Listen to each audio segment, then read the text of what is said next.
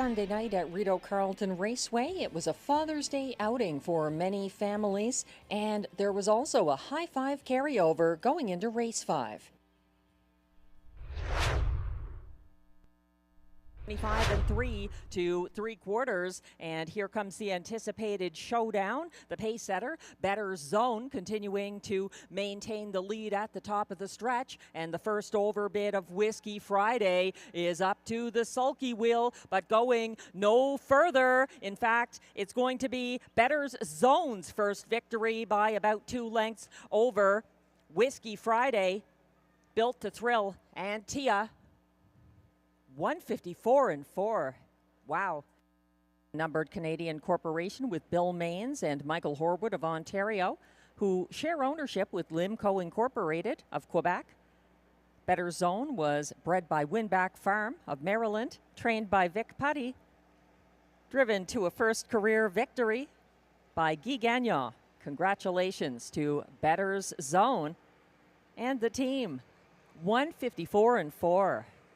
A maiden victory. Continuing to control things, but Jenny Longlegs looks to be getting marching orders from Guy Gagnon, setting up for the stretch drive. Jenny Longlegs trying a bid up the inside, not going to catch a going away Pizzazz Hanover. A strong performance for Pascal Berube. Jenny Longlegs holds on for place ahead of Muktuk Annie and Best Girl in Town. 153-4.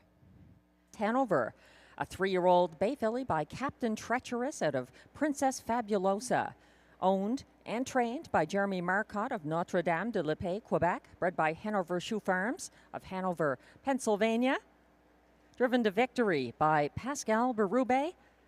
That's the 3rd win in 5 starts so far this season for Pizzazz Hanover, who lowered her lifetime mark to 153-4. Congratulations. Out of it at this point, Hella's Rocket, 126 flat, 2 3/4, and they're setting up for a duel on the final turn for home here. Wildcat Lisa trying to deliver a second victory of the night for Guy Gagnon, chased home by Bad Apple on the outside. Bad Apple not going to color. Wildcat Lisa sprinting to her first win of the year by 2 lengths over Bad Apple. Then it's Big Pete Style and AJ Morelli, 154-3.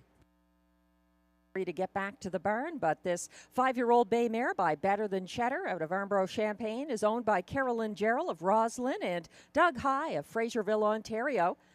Bred by Carolyn Gerald, trained by Mandy Archer, driven to victory by Guy Gagnon. She's the official winner of race 3 and takes a new lifetime mark tonight, 154-3 in her first win of the season. Wildcat Lisa.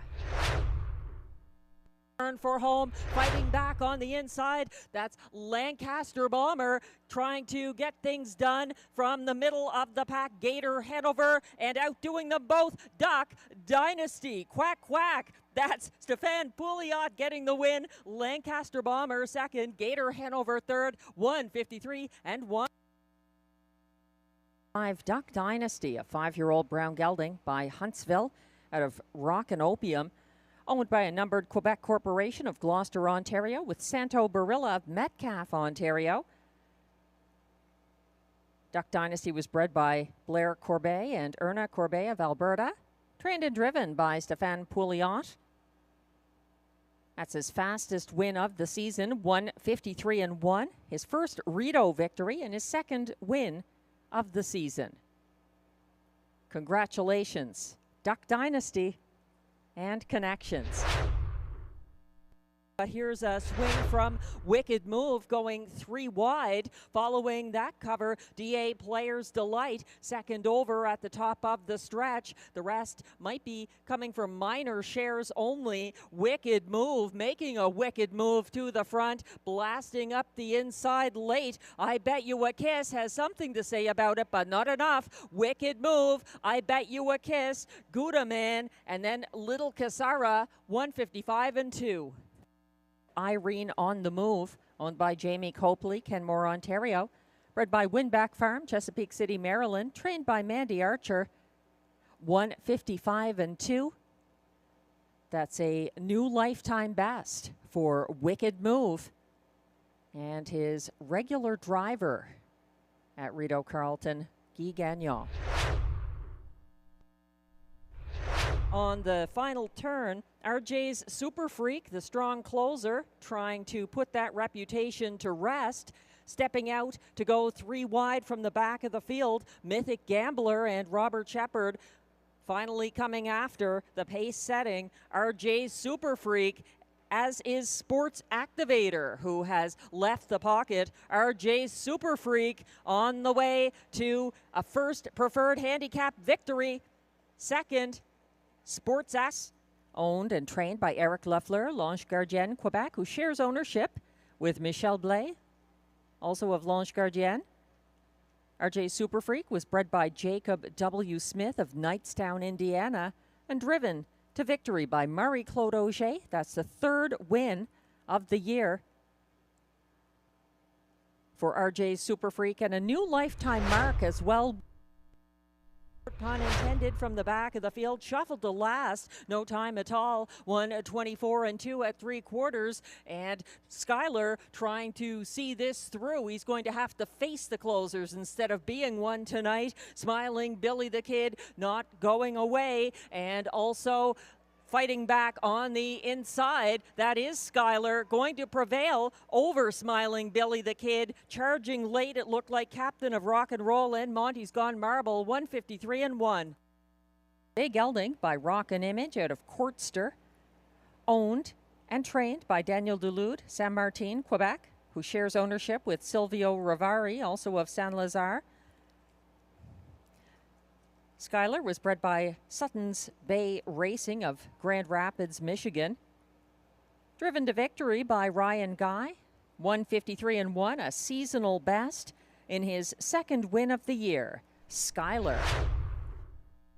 22.4 to 3/4. They're turning for home, and it's looking like I Am a Rocket is going to live up to the top billing again tonight. I Am a Rocket, rocketing under the wire, a good 3 lengths ahead of Beef and Cheddar. Up for 3rd, Perpetual Rock. Stonebridge Hermes looked to hold on for 4th, 1:50.4. He does it again. I Am a Rocket. Wow.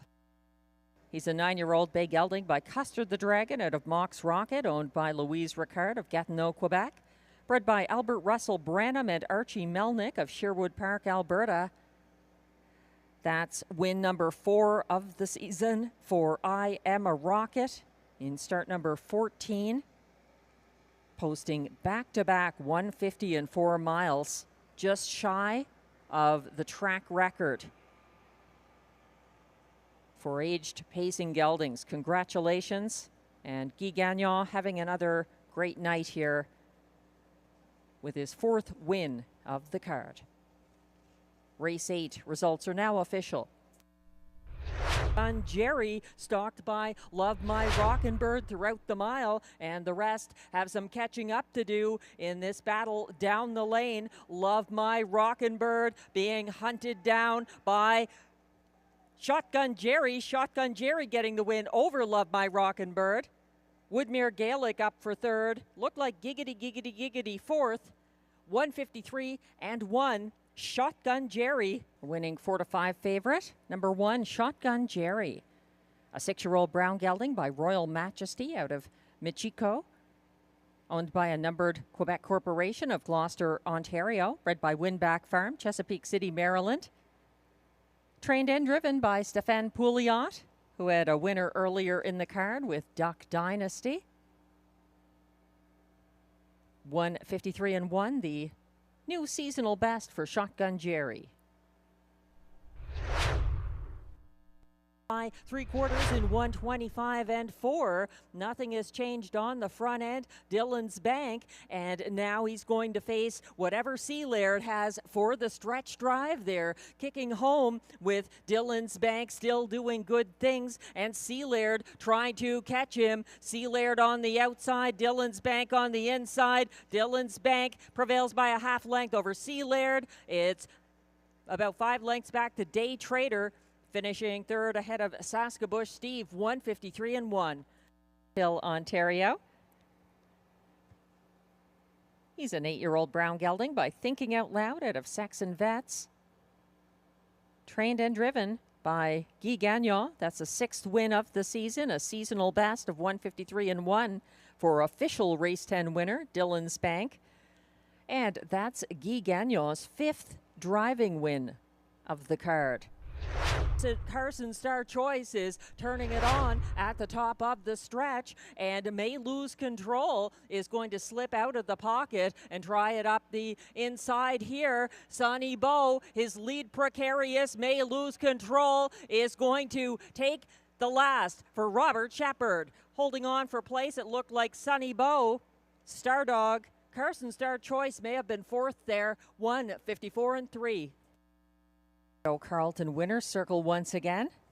Unofficial race 11 winner number 2, May Lose Control, a 5-year-old bay gelding by Control the Moment out of Laura May, owned by Jamie Copley of Kenmore with Kimberly Eaton of Brockville, Ontario, bred by William Haggerty and Stuart Ducamp of Ontario, trained by Mandy Archer.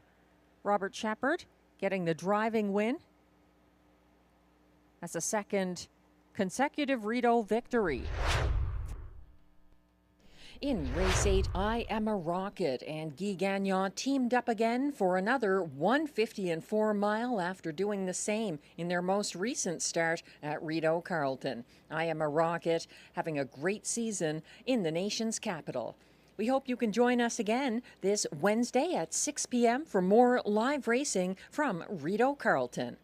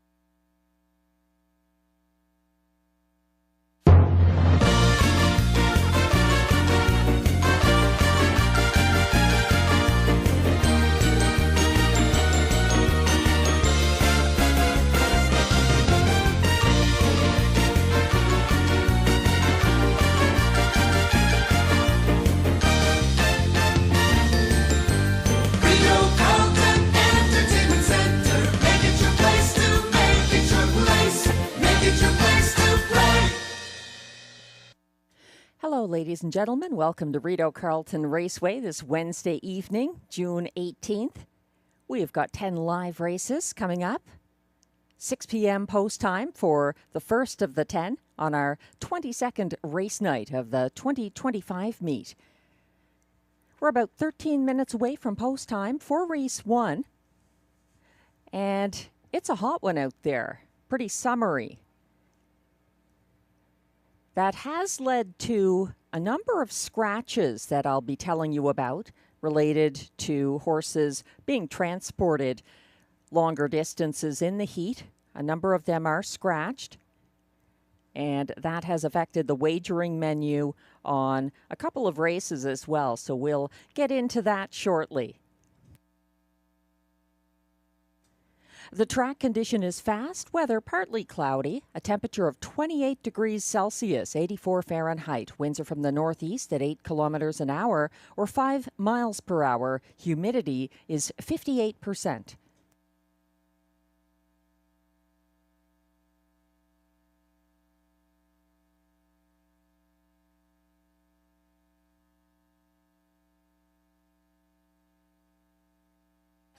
We're looking at changes now, and in race 1, note that there is no show betting and no superfecta betting because of the reduced field size.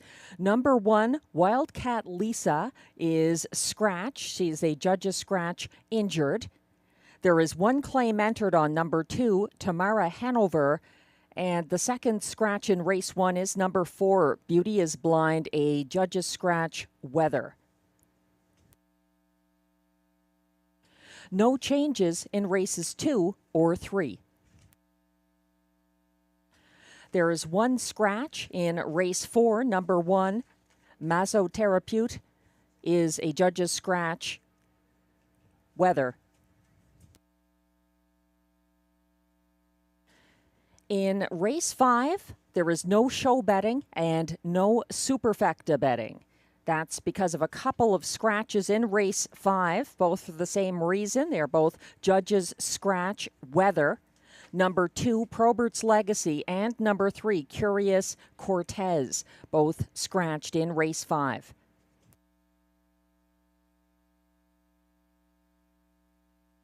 Race 6, there's an equipment change on number 5, Red Cape Party. A bridle change. He goes from Can't See Back to Blind Bridle. No changes in races 7 or 8. There is one scratch in race 9. It's number 6, Mickey Makes Some Speed, also a judge's scratch due to weather. No changes in race 10, the last of the card.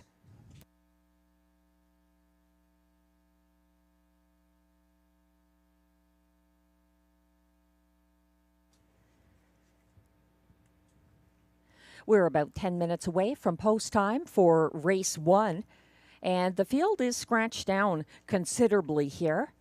Wildcat Lisa, the 1, and number 4, Beauty is Blind, both out, leaving us with 4 pacing mares, very good pacing mares, and also a wagering menu that now excludes the superfecta and show betting. There's still exactor, triactor, and early daily double wagering, as well as win and place betting in race 1. We're looking at the track handicapper selections now, and those have been amended to reflect those 2 weather-related scratches. Glenn Pearson going with number 5, Gimme a Corona. That one very popular with people claiming her lately, 3 consecutive claims. She's starting for trainer Vic Putty and driver Stéphane Pouliot tonight. I've got her 3rd in my ticket. Glenn's second choice is actually my top choice. That's number 2, Tamara Hanover, the 4-year-old Art Speak mare. Also very popular, 3 straight claims. And tonight she starts for Mandy Archer and Guy Gagnon. Glenn is using number 3, Fancy Lettering, in the show spot, although we don't have show wagering. We do have triactor wagering. The John McMillan trainee has Ryan Guy in the bike. And I'm looking out. I'm using number 6, the turning point for Robert Bernicki and Marie-Claude Auger in the place spot and completing my triactor with the 5, Gimme a Corona. Looking at the tote board right now, most of the support is on number 2, Tamara Hanover, who has a claim entered. So this will be her 4th consecutive week racing where claims have been entered. She's been having a good year, though. It's understandable. 6 wins so far this season from 22 starts. Tamara Hanover, post 2 in race 1.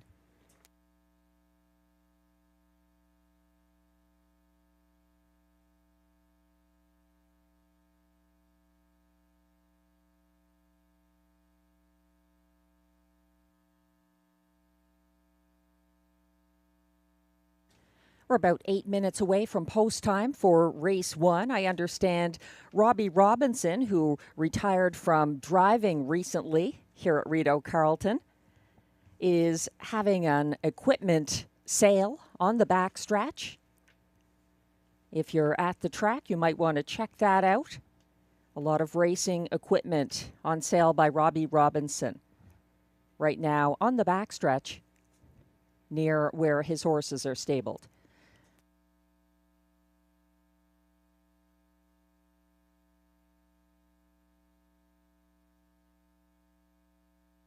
Looking at this field of 4 in race 1, number 2, Tamara Hanover, 1-9 right now.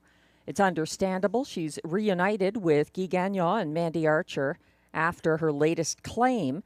She got away last in similar company Wednesday, was gapping throughout the mile, but absolutely flying down the stretch, closing in the field end card's fastest last quarter of 27-2. Tamara Hanover getting plenty of support right now in the win pool. I'm surprised at the 14-1 odds on number 6, the turning point, who stepped out first over from 5th, approaching the second turn here Wednesday, flushing out Gimme a Corona. She was second over 4th on the backstretch and final turn, and 3 wide for the stretch drive. She was a clear show finisher.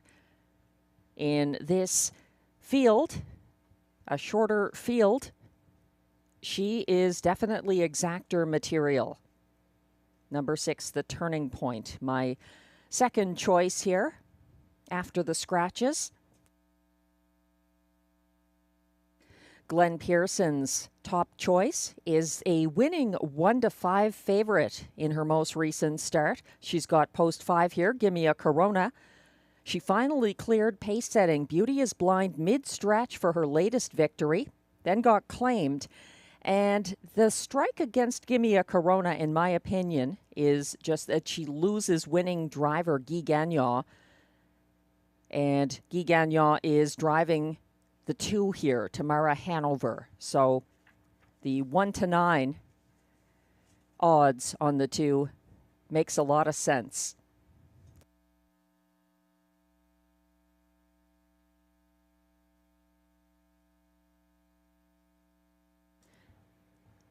Just a quick reminder for those who may be tuning in now or may have missed it earlier.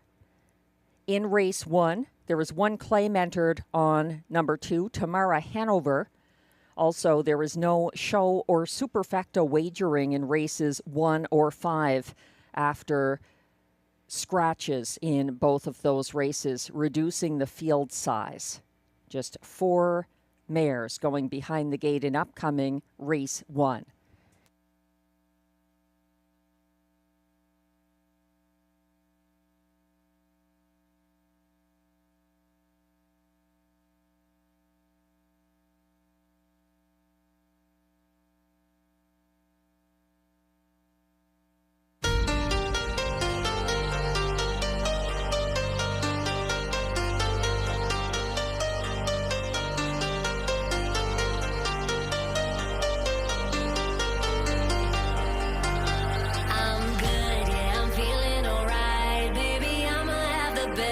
Night of my life, and wherever it takes me, I'm down for the ride, baby. Don't you know I'm good? Yeah, I'm feeling alright. 'Cause I'm good, yeah, I'm feeling alright, baby.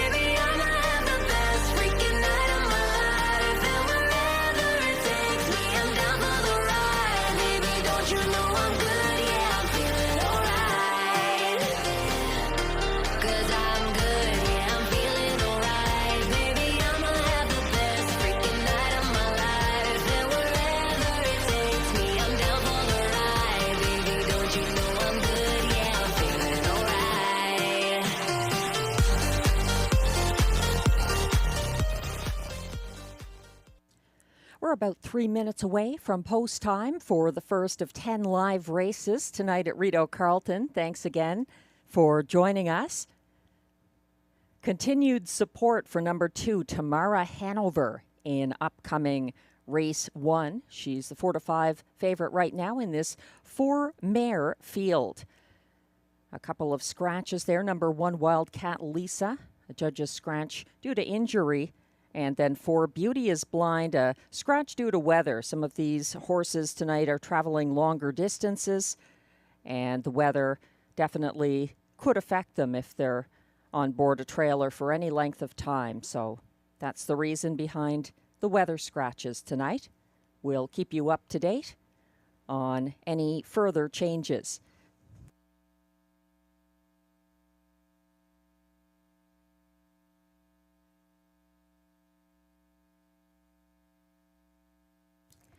A reminder that on North America Cup Saturday night, Tammy Forgey's free-to-play on-track only handicapping contest was held in the Trackside Simulcast Lounge, and there was no winner. So the jackpot has gone up again for this coming Saturday evening in the Trackside Simulcast Lounge. It's up to $1,700. So if you're in the Ottawa area or might be passing through, or you're a Rideau regular, it's always worth checking out some great simulcast wagering action and that free-to-play contest with the $1,700 jackpot being offered Saturday night, June 21st.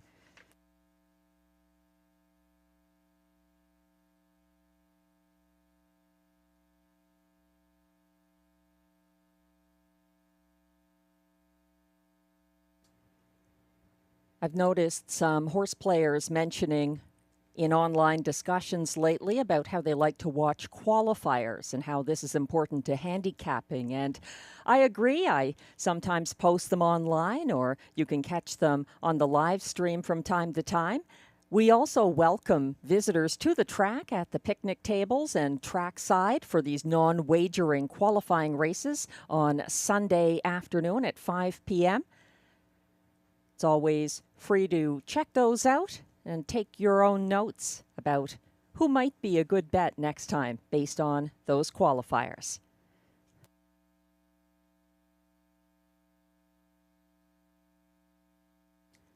The mares are now coming from the paddock towards the track for the Race 1 post parade.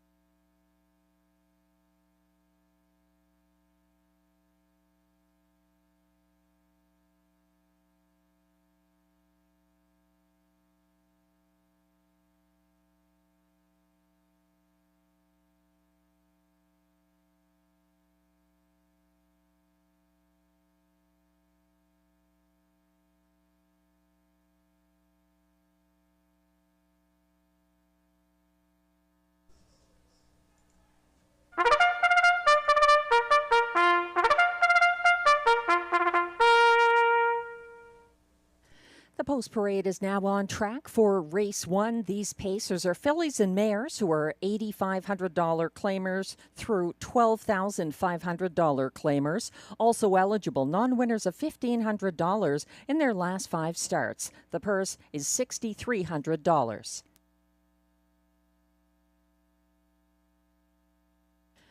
A number of changes here. No show betting and no superfecta betting.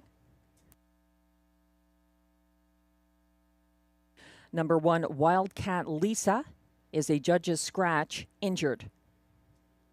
Here's number 2, currently the 1-2 favorite. One claim entered on Tamara Hanover, owned by Jamie Copley, Kimberly Eaton, and Muriel Smith, all of Ontario, trained by Mandy Archer. Guy Gagnon drives. 3 is Fancy Lettering, owned and trained by John McMillan of Odessa, Ontario. Ryan Guy is in the bike. Number 4, Beauty is Blind, is a judge's scratch, weather. 5 is Gimme a Corona, owned by Limco Incorporated, Châteauguay, Quebec, trained by Vic Putty, driven by Stéphane Pouliot.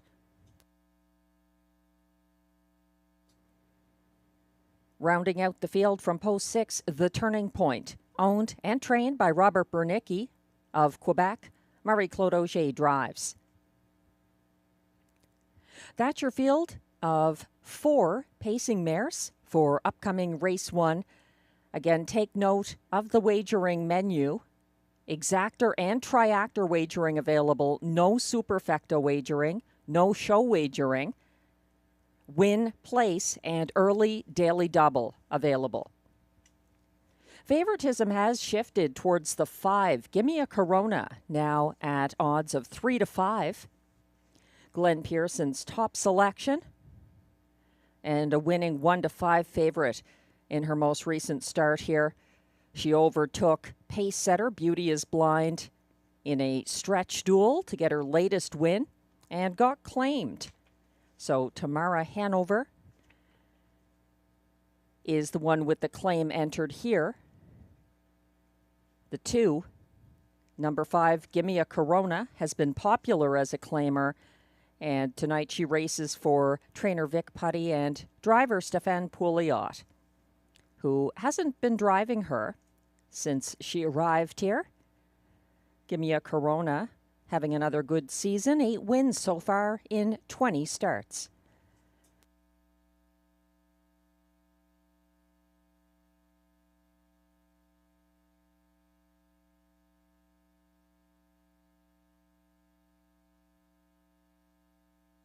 If you're playing the early daily double, take note there were no changes in race 2, the second leg.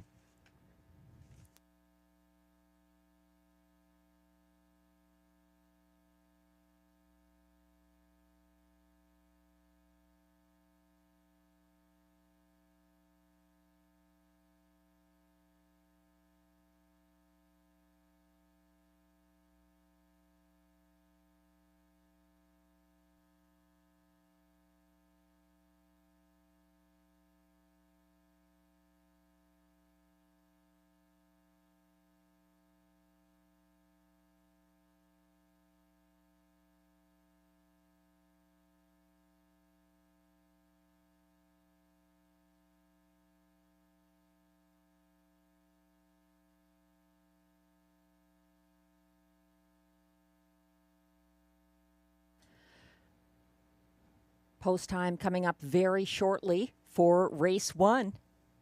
Windows remain open.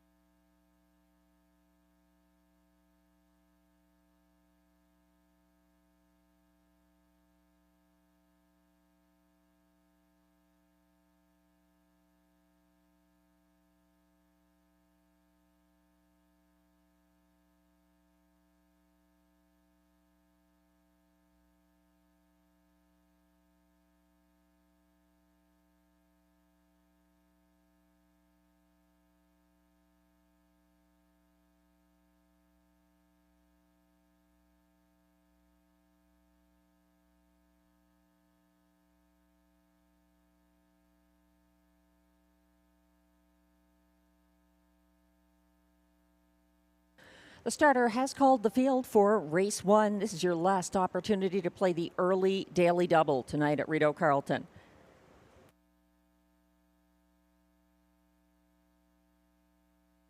It's a field scratched down to 4 with no show or superfecta wagering in race 1.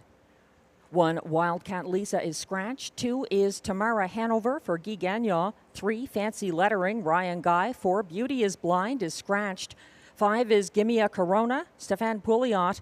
And on the outside, 6, The Turning Point with Marie-Claude Auger driving. They're lined up behind the gate and on the turn approaching the backstretch.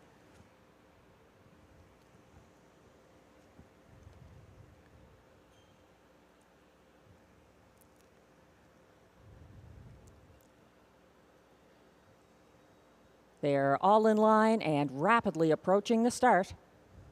They're off and pacing. That's The Turning Point, sticking her head in front on the outside. And Fancy Lettering is moving up to sit the pocket. Taking back to follow from third in the early going, that's Gimme a Corona. And at the back of this closely spaced field, that's Tamara Hanover. They're single file to the opening quarter, and they're led by The Turning Point. In line to Marie-Claude Auger. She has company, however, past the 27-1 opening quarter. That's Fancy Lettering and Ryan Guy stepping around the leader to gradually clear to the front in front of the grandstand. The Turning Point is now second, and then it's about a length and a half back to third. Gimme a Corona. Tamara Hanover still sits at the back of this tightly spaced group as they circle around the second turn, approaching the half. Up front, that's Fancy Lettering doing the fancy stepping on the front end and reaching the halfway point in 56-2. Here comes a move by Gimme a Corona. She's out and up to the sulky wheel, now the saddle cloth, and now bridle to bridle with leader Fancy Lettering on the backstretch. Shuffled to the back of the field, The Turning Point as Tamara Hanover follows the cover, second over into third. There's 2 in, 2 out as this field of 4 mares approaches 3/4, getting there in 1:25 flat, and now the battle emerges with Gimme a Corona making front and going 3 wide for the stretch drive. Tamara Hanover and Guy Gagnon are gearing up. Fancy Lettering has dropped back on the inside, but fights back. Soaring late, Tamara Hanover is going to open up for Guy Gagnon's first driving win of the night. A margin of 4 widening lengths. The Turning Point up for second. Gimme a Corona third. And then Fancy Lettering, 1:53-4.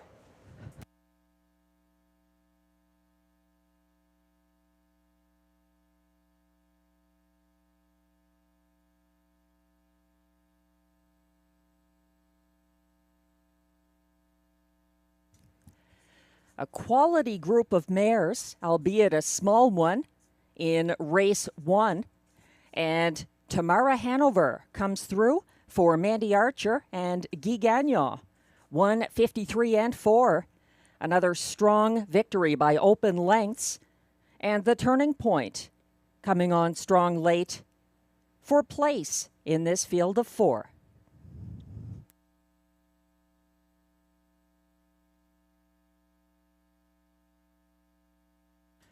The unofficial top 4 finishers are now displayed for race 1. Dropping to 1-9 at the last flash. Number 2, Tamara Hanover, the race winner, driven by Guy Gagnon. Finishing second, number 6, The Turning Point. Third was 5, Gimme a Corona. Fourth was 3, Fancy Lettering. 2, 6, 5, 3, the unofficial top 4 in race 1. Please hold all tickets.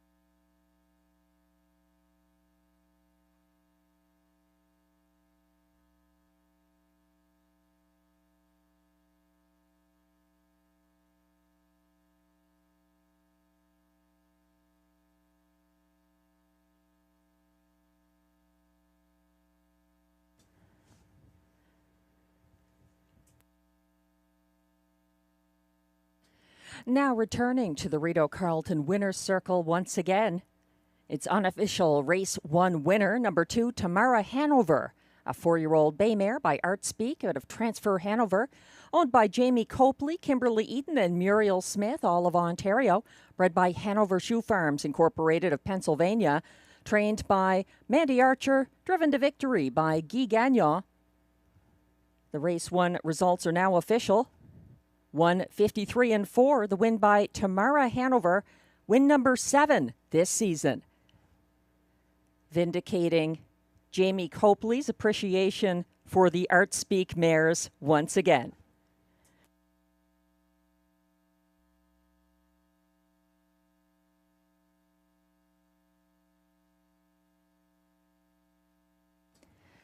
Prices are posted for race 1. Number 2, Tamara Hanover returns $2.10 to win. The $2 exactor 2-6 combination, $5.50. The $1 triactor 2-6-5 combo pays $6.10. No superfecta wagering and no show wagering due to the 2 scratches in race 1.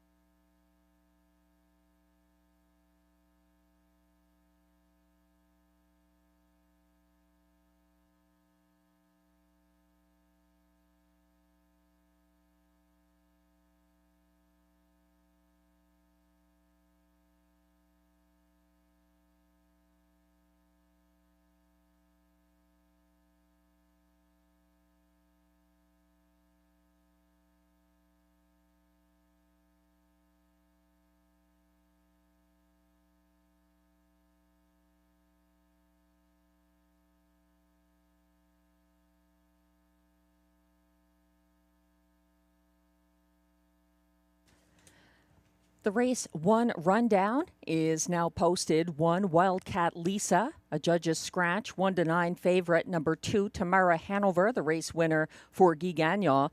3, Fancy Lettering, finished 4th. Number 4, Beauty is Blind, was a judge's scratch. 5, Gimme a Corona, was 3rd. And 6, The Turning Point, closed for place. From the top down, your program should read scratch 1, 4, scratch 3, 2. The fractions in race 1, 27-1 to the opening quarter, 56-2 at the half, 125 flat at 3/4, 153-4 the clocking for Tamara Hanover's latest win.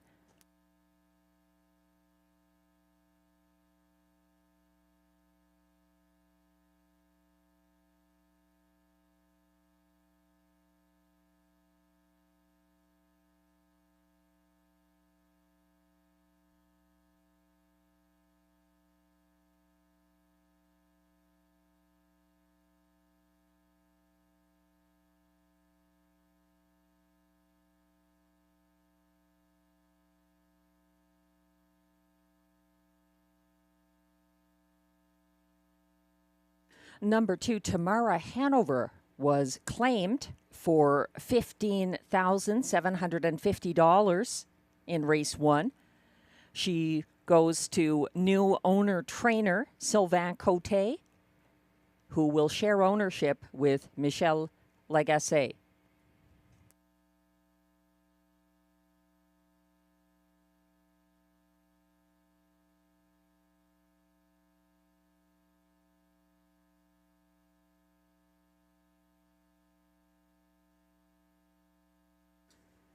Race 2 is coming up next. Exactor, Triactor, Superfecta, and Pick 4 wagering here. I've worked out a 20-cent Pick 4 ticket. I worked this out before the scratches, so the cost can vary based on whether you decide to leave out the scratched horses or just fill in the blanks with a remaining horse in that race. In race 2 here, we have no scratches. I'm going with the 5, 4, and 2. Cleveland Zed Flash, Mish Charm, and Flash Me Some Green. The current favorite is Cleveland Zed Flash, 4-5 from post 5. Race 3, I like Margot's Got the Cargo from post 2, returning for Andrew Moore and Robert Shepard. It's her first 4-year-old start. I think the most likely to upset there is the 6 Sauble Amber for trainer-driver Michel Lagacé, returning from Hippodrome 3R. I was going 4 deep in race 4. The 1 is scratched, Massothérapeute, due to weather. So going with 6 Southwind Mac for Jeremy Marcotte and Guy Gagnon, as well as the 5 Diara for Catherine Girard, Marie-Claude Auger driving, and the 3 Silver Porsche for trainer-driver Stéphane Pouliot in race 4. And in race 5, that's a toughie. I had Probert's Legacy and Curious Cortez.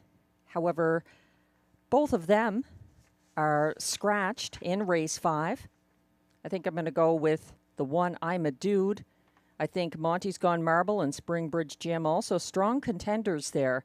So that last leg, you will have to leave out those scratched horses and find someone else to fill in the blanks.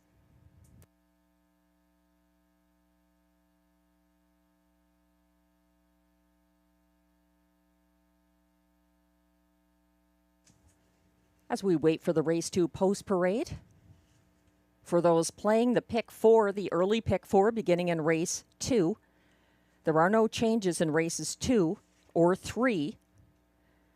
In race 4, the 1, Massothérapeute, is a judge's scratch weather. That's the only change there.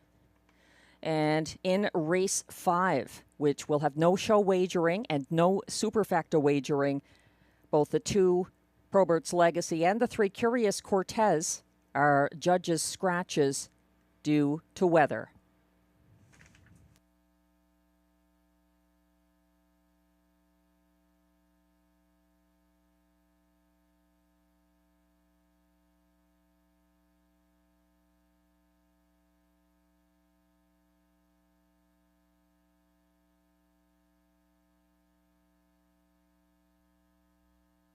If you're making summer plans, you might want to take note. Family Day will be on Sunday, August 10th. The Bill Galvin Racing Alliance will be visiting Rideau Carleton with something for everyone. They will have the VR driving glasses, so you can experience the virtual reality of what it's like to drive a harness horse in a race. Again, that's coming up here at Rideau Carleton on Sunday, August 10th.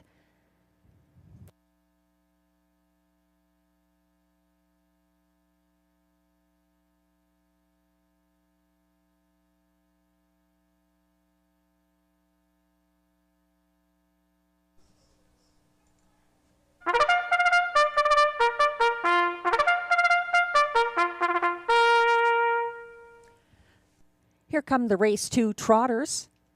For the post parade, they are non-winners of $15,000 or 2 races lifetime. Allowances for fillies and mares. The purse is $6,600.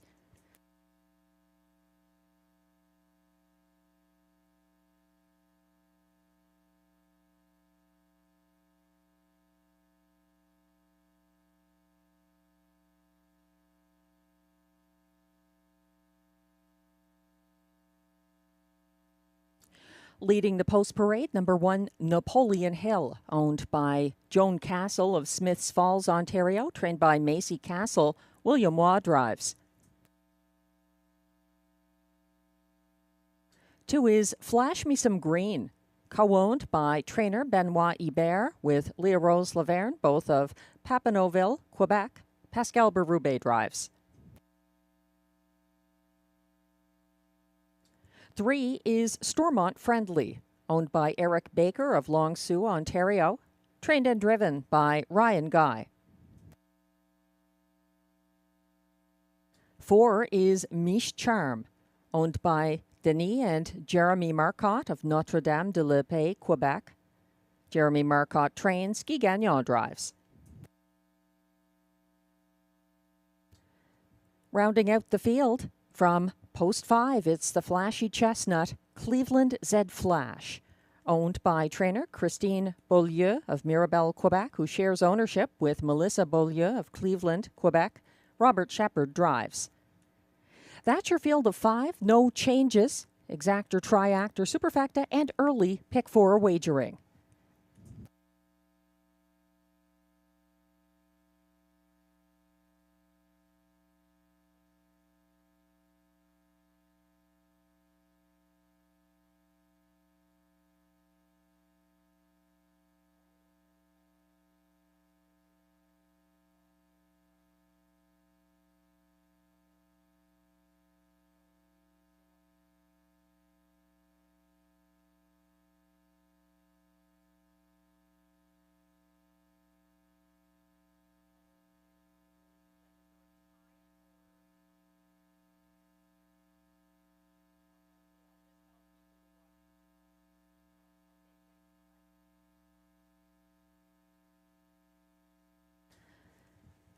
We're getting a look at the current 3 to 5 favorite, number 5, Cleveland Z Flash. This one is the half-brother to a well-known horse who's raced in the Rideau Preferred over the years, Duke La Victoire. The Roan trotter, Cleveland Z Flash, a flashy chestnut. He broke his maiden from off the pace last Wednesday. He was gapping 6th on the first turn and tipped first over from 5th approaching 3/4. He closed widest and fastest of all to win for the returning Robert Shepard. His last quarter, 29 flat, slightly up in class here, but very lightly raced so far. This is only the 5th career start and the 2nd at age 3 for Cleveland Z Flash.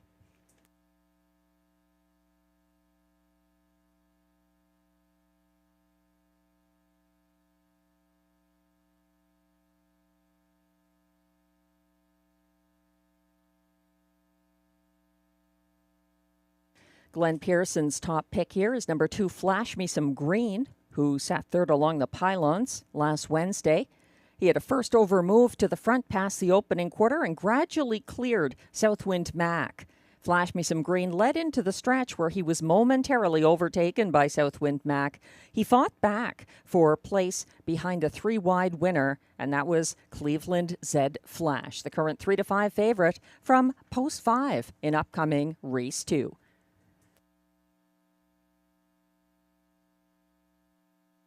The starter has called the trotters for Race 2. Your final opportunity to get involved in the early pick 4 that kicks off here.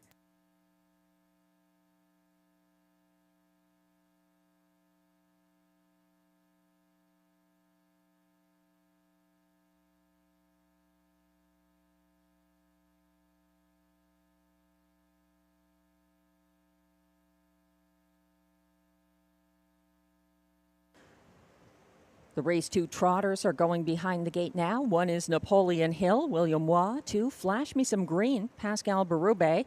3, Stormont Friendly for Ryan Guy. 4, Miche Charm, Guy Gagnon. And 5, Cleveland Z Flash, Robert Shepard.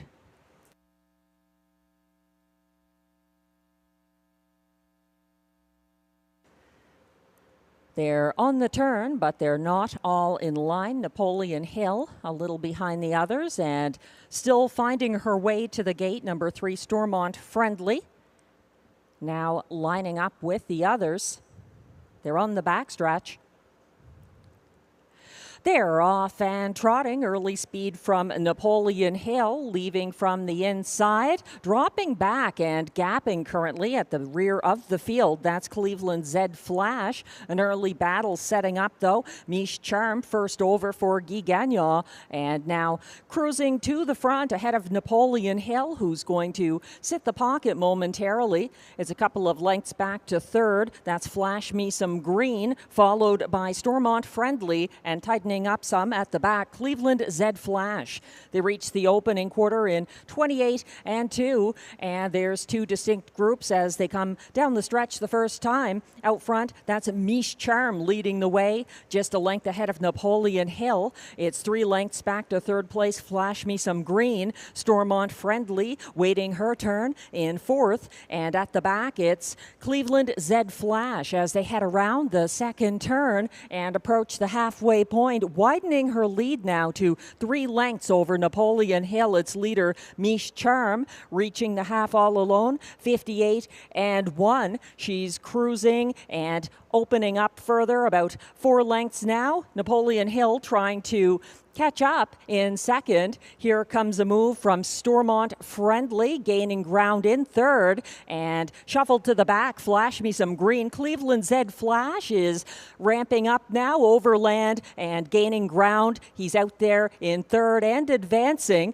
Napoleon Hill drifting at 3/4, 127 flat. Miche Charm, the one to hunt down for the rest of the field if they can, as the stretch looms ahead. Soaring, that's Cleveland Zed Flash with a wide move for Robert Shepard once again. Stormont Friendly gaining ground up the inside, but they can't catch the chestnut. Cleveland Zed Flash over Flash Me Some Green. Napoleon Hill, Stormont Friendly, 157 flat.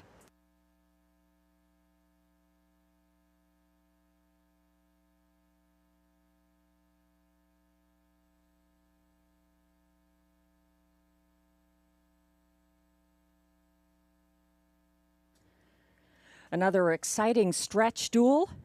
Even in a field of 5, you see it. When there's a strong closer, like Cleveland Zed Flash, making that move.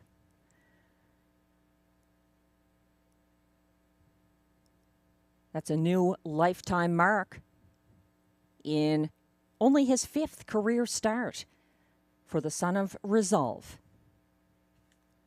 Unofficial top 4 finishers are now posted for race 2. 1 to 5 favorite, number 5, Cleveland Zed Flash, the winner for Robert Shepard. Number 2, Flash Me Some Green, was second. 3, Stormont Friendly was third, ahead of 1, Napoleon Hill, fourth.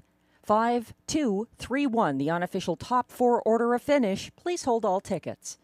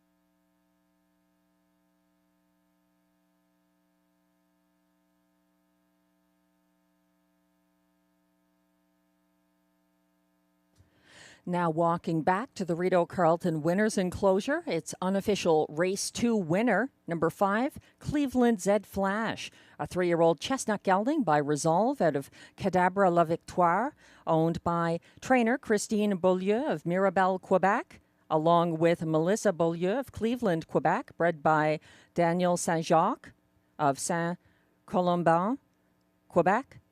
Robert Shepard driving Cleveland Z Flash to a second consecutive parimutuel victory and a new lifetime mark, 157 flat.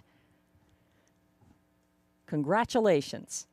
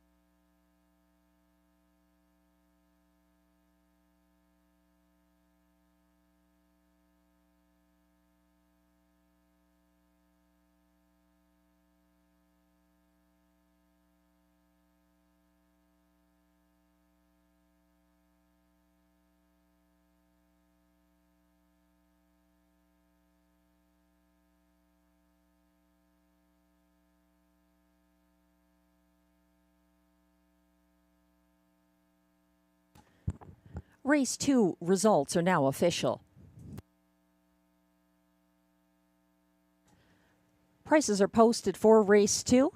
Number 5, Cleveland Z Flash, pays $2.60 to win. The $2 double 2-5 combination pays $3.50 with back-to-back favorites.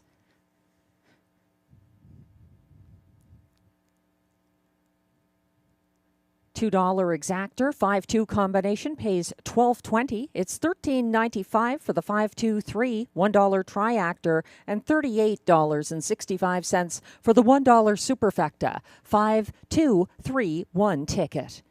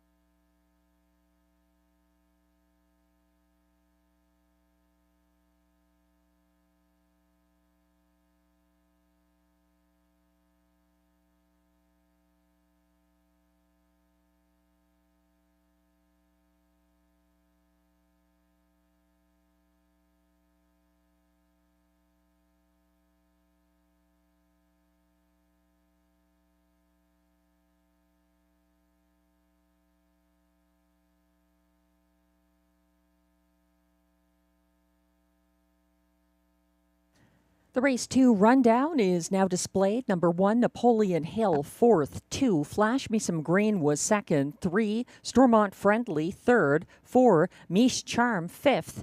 And 1 to 5 favorite from post 5, Cleveland Zed Flash gets his 2nd win of the year for Robert Shepard. From the top down, your program should read 4, 2, 3, 5, 1. The fractions 28 and 2 to the quarter, 58 and 1 at the half, 127 flat at 3/4, 157 flat the winning mile, and a new lifetime mark for Cleveland Zed Flash.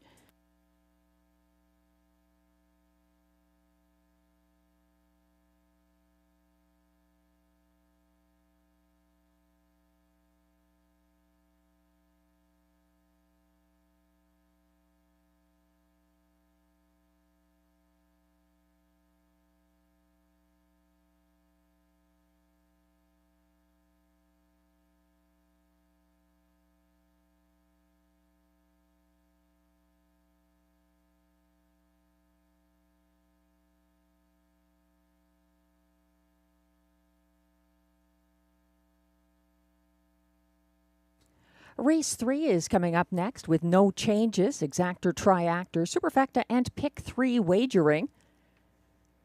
Currently getting support, number 3, Horizon Sealster for trainer Ted McDonald, driver William Waugh.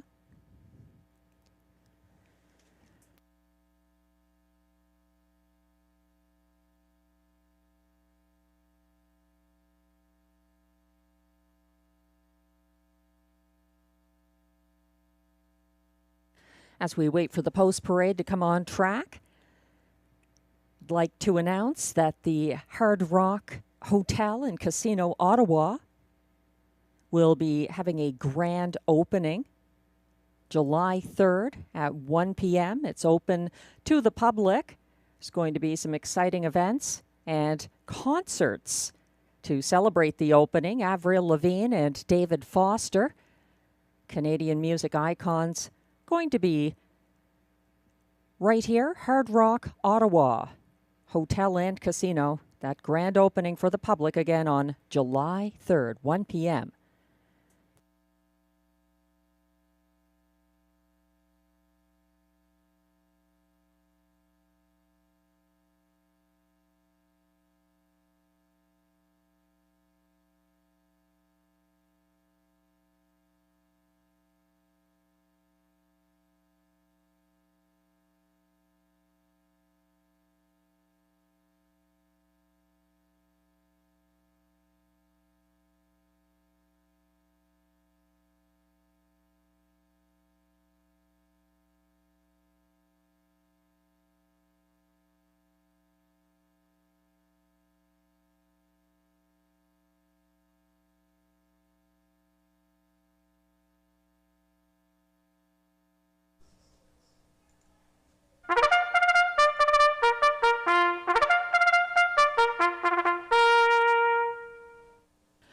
The Race 3 Pacers are now on track for the post parade. They're fillies and mares, non-winners of $50,000 lifetime. Also eligible, non-winners of $6,500 in their last 5 starts. Also eligible, $20,000 claimers. And finally, eligible, not listed preferred pacers who draw outside. The purse is $8,000.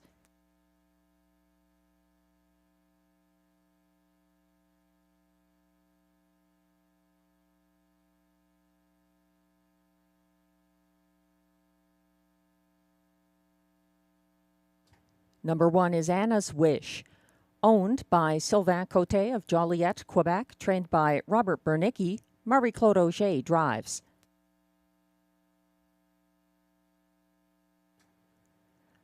Number 2, Margot's Got the Cargo, owned and trained by Andrew Moore of Osgood, Ontario.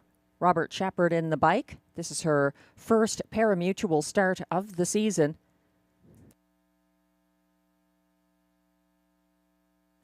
Number 3 is Horizon Sealster, owned by Julia Ferguson, Lloyd Stone, Coral Bailey, and Sean Vino, all of Ontario. Ted McDonald trains. William Waugh is in the bike. 4, Speaker Nancy, is the current 5-2 co-favorite. She's owned by Jamie Copley of Kenmore with the Ottawa Bob Racing Stable. Mandy Archer trains. Ryan Guy drives.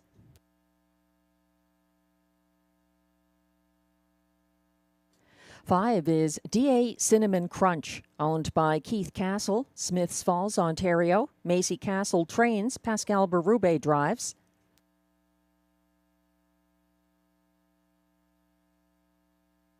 Six is Sauble Amber, owned, trained, and driven by Michel Lagacé of Terrebonne, Quebec.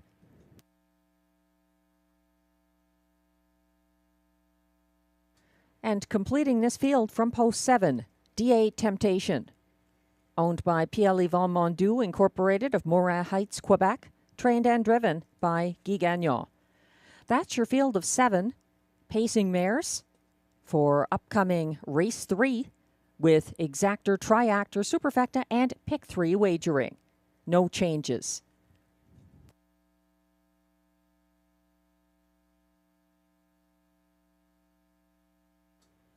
We're getting a closer look at the current 5-2 favorite, number 4, Speaker Nancy, from the Mandy Archer stable. Her last win was on the front end here at this classification back on May 14th for Robert Shepard. Robert Shepard is now driving the 2. Margot's got the cargo in her seasonal debut. Ryan Guy getting the live catch drive here. Speaker Nancy has tried things from off the pace in her last couple of starts. Some of the mares who have defeated her are not in this field, like My Bitcoin.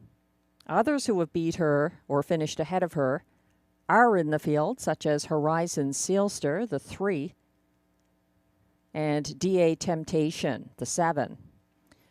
This is a tough race to figure out. Margot's got the cargo based on her qualifier. Was my best bet. She's 5-2 right now from post 2, but looked to be a handful in the post parade for Robert Shepard. Glenn Pearson also supporting Margot in her parimutuel debut as a 4-year-old. Glenn likes number 3, Horizon Sealster, in the place spot. Then he's going to the 1, Anna's Wish, to show, and rounding out his ticket with number 4, Speaker Nancy. I've got Margot's got the cargo over Sauble Amber, Horizon Sealster, and completing my superfecta, number 5, DA Cinnamon Crunch.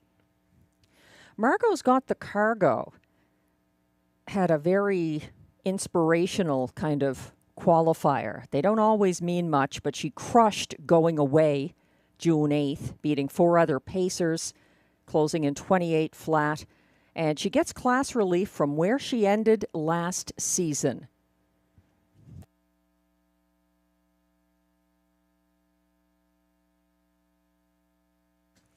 The starter has called the field for race 3.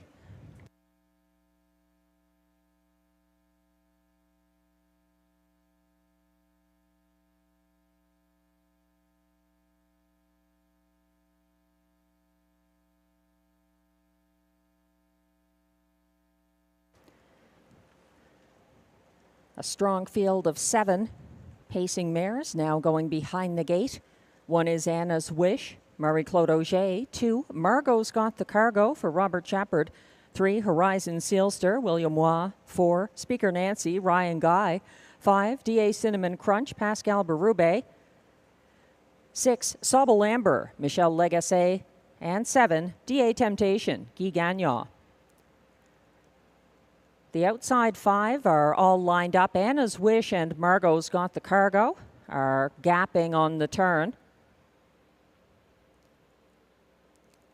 The starting gate is swinging on to the Rideau Carleton backstretch for the start of race 3. Anna's Wish and Margot's got the cargo are with the rest, and they're off and pacing.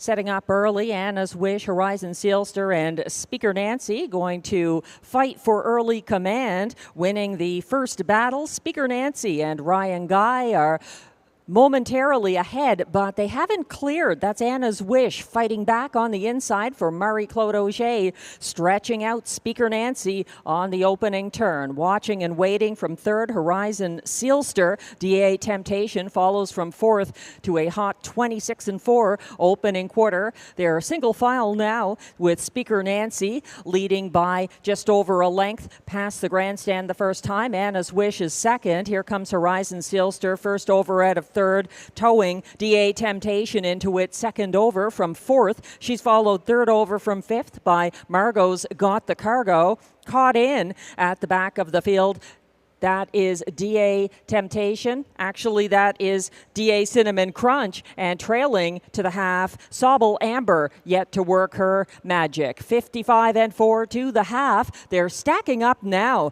That's Horizon Sealster, who is parked along the backstretch by leader Speaker Nancy, who maintains a half-length advantage.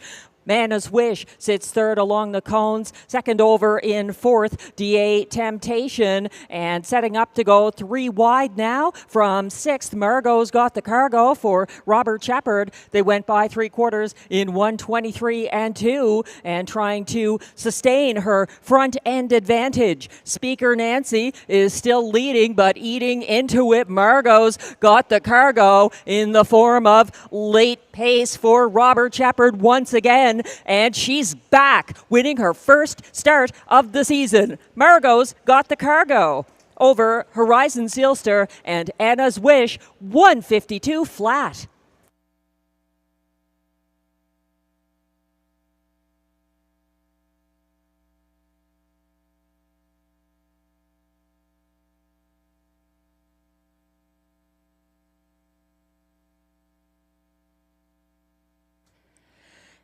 It's not always a great idea to play a horse on their first start of the year off of a qualifier, but sometimes the qualifier is an impressive one. And Margot's Got the Cargo has lived up to that qualifier.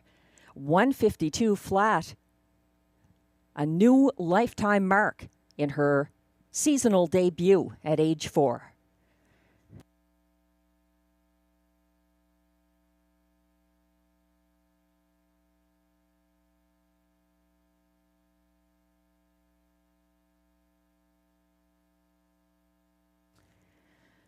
The unofficial top 4 order of finish is now posted for race 3. The 1-2 favorite, number 2, Margot's Got the Cargo. The winner for Robert Shepard, going back-to-back in races 2 and 3. Finishing second was the 3, Horizon Sealster, ahead of number 1, Anna's Wish, third, and at a surprising 14-1, number 6, Sobble Amber was fourth. 2, 3, 1, 6, the unofficial top 4 order of finish in race 3. Please hold all tickets.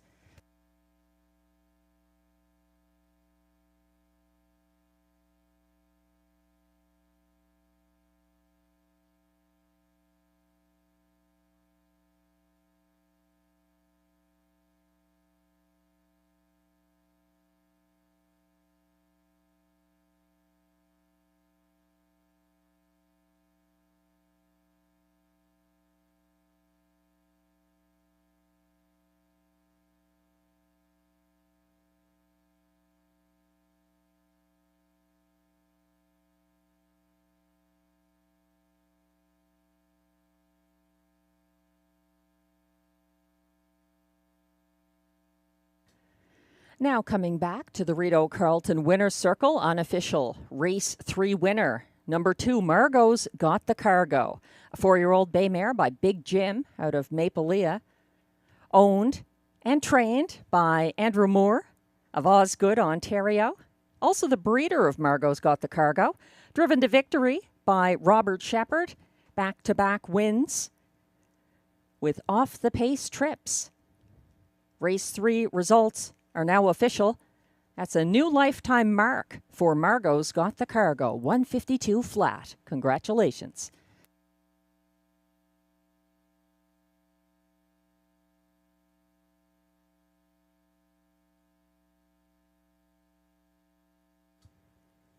Prices are now posted for race 3. Number 2, Margot's Got the Cargo, returns $3.10 to win.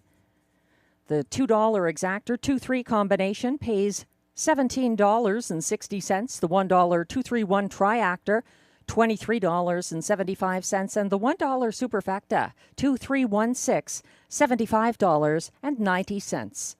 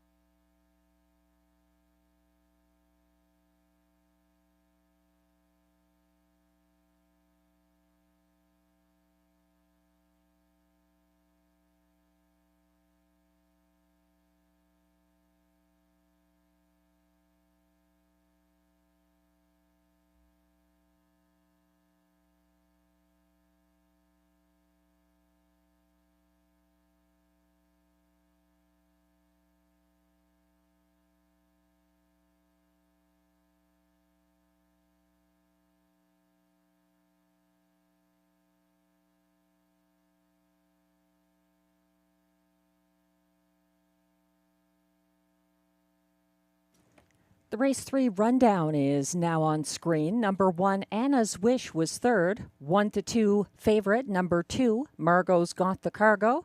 The race winner for Robert Shepard. 3, Horizon Sealster was second. 4, Speaker Nancy, sixth. 5, DA Cinnamon Crunch, seventh. 6, Sauber Amber was fourth. And 7, DA Temptation, fifth. From the top down, your program should read 3, 1, 2, 6, 7, 4, 5. The fractions were 26 and 4 to the quarter, 55 and 4 at the half, 123 and 2 at 3/4, 152 flat, a new lifetime mark for Margot's Got the Cargo in her 4-year-old debut.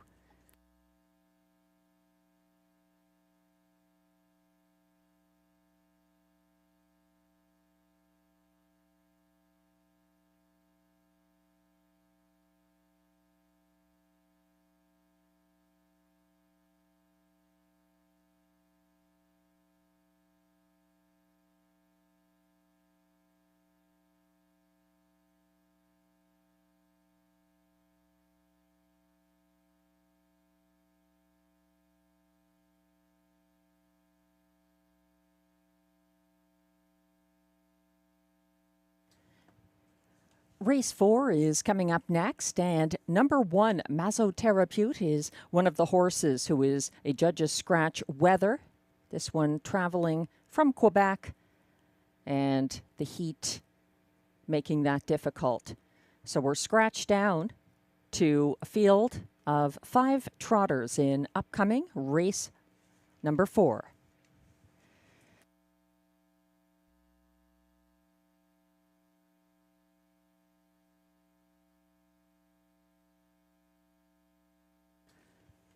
Race 4 also kicks off our middle pick 4 sequence. I've got a suggested 20-cent base wager ticket now on screen, costing $12.80. Take note, there have been a few scratches throughout the card due to the heat, so that brings down the cost of the ticket some. unless you want to replace the scratched horses with others from the field. This is a $12.80 ticket. Going 3 deep here in the first leg, race 4, the 6 Southwind Mac, I think gets this.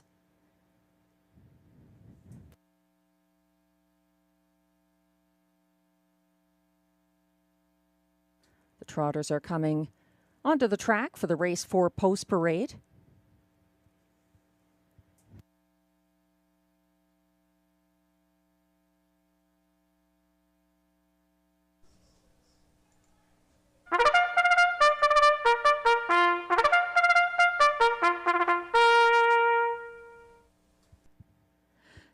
Here come the race 4 trotters. They are non-winners of $6,000 or a race lifetime. Allowances for fillies and mares, a purse of $5,800.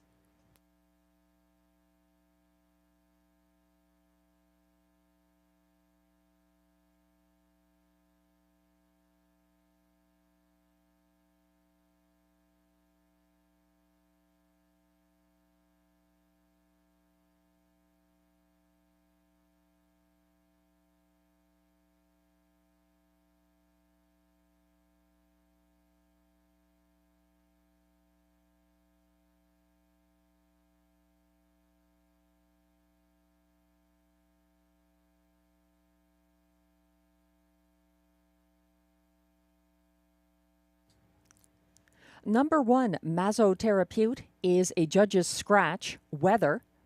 So leading the post parade. Number 2, I Hope You're Happy. Owned by trainer-driver Jacques Baudouin of Manotick, Ontario, who shares ownership with Jean Roche Marois of Saint-Joachim de Cheford, Quebec. 3 is Silver Portia, owned by Marie-Michelle Gabory, Venison, Quebec. Stéphane Pouliot trains and drives.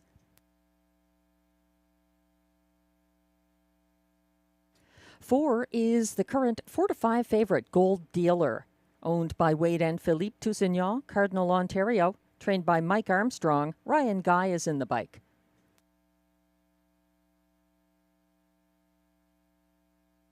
5 is Diara, owned by Cozen Farms, La Prairie, Quebec, trained by Catherine Girard. Marie-Claude Auger drives. Rounding out the field from post 6, Southwind Mac, owned by trainer Jeremy Marcotte of Notre-Dame-de-l'Épée, Quebec. Guy Gagnon drives. That's your field of 5 3-year-old trotters coming up for race 4. Again, the 1, Masotherapeute, scratched due to the heat and the distance involved to travel here.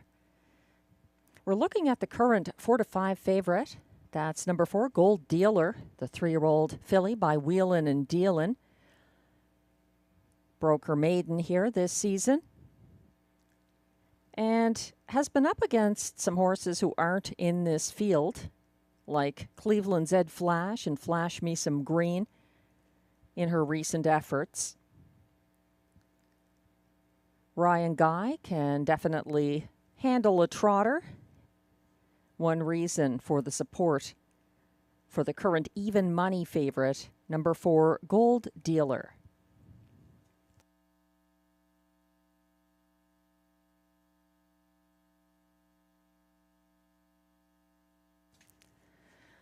I see it a little differently. I like the chances of the 1, Masotherapeute, before the scratch. Now I'm looking at the 6, the maiden, Southwind Mac. First to the front for Guy Gagnon here last Wednesday. He was cleared by Flash Me Some Green in front of the grandstand and left the pocket on the final turn.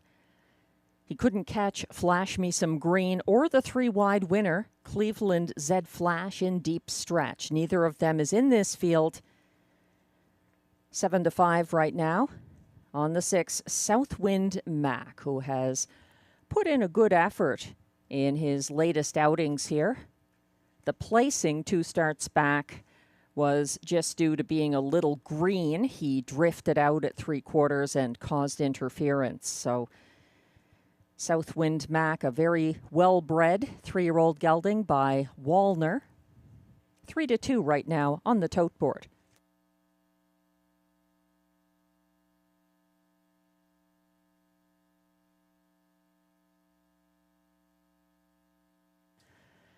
Exactor, Triactor, Superfecta, and Pick 4 wagering here. There are a few changes, including the scratch of the 1 in this first leg. And in race 5, the second leg, the scratch of number 2 and 3, Probert's Legacy and Curious Cortez. That may play into your ticket construction. In race 6, there's a bridle change on the 5, Red Cape Party, going Can't See Back to Blind. That's the only change in that field. And in the concluding leg, no changes.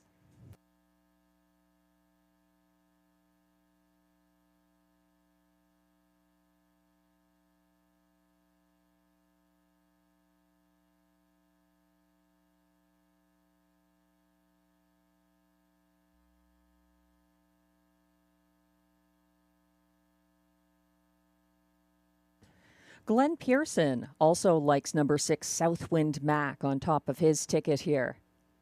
He likes the 3, Silver Porsche, in the place spot, then the 5, Diara, and completes his superfecta with number 4, Gold Dealer.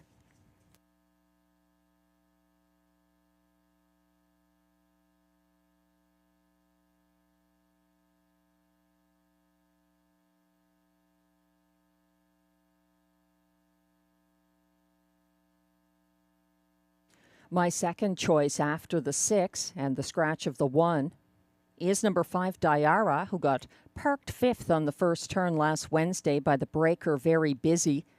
Diara was gapping 4th along the pylons to the half and gaining ground late in the field's second fastest closing quarter of 29-2, but that was well behind the top 3. She broke her maiden 3 starts back, in line to Robert Shepard. Marie-Claude Auger, though, very adept in driving a trotter as well. She's sitting behind the 5, Diara, 2-1 right now in upcoming race 4.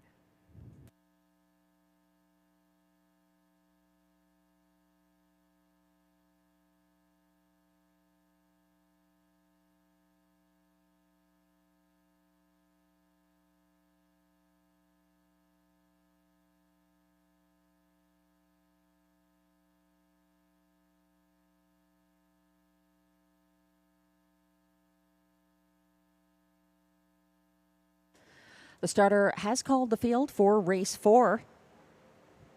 This is your final opportunity to get involved in the middle pick 4 that kicks off here.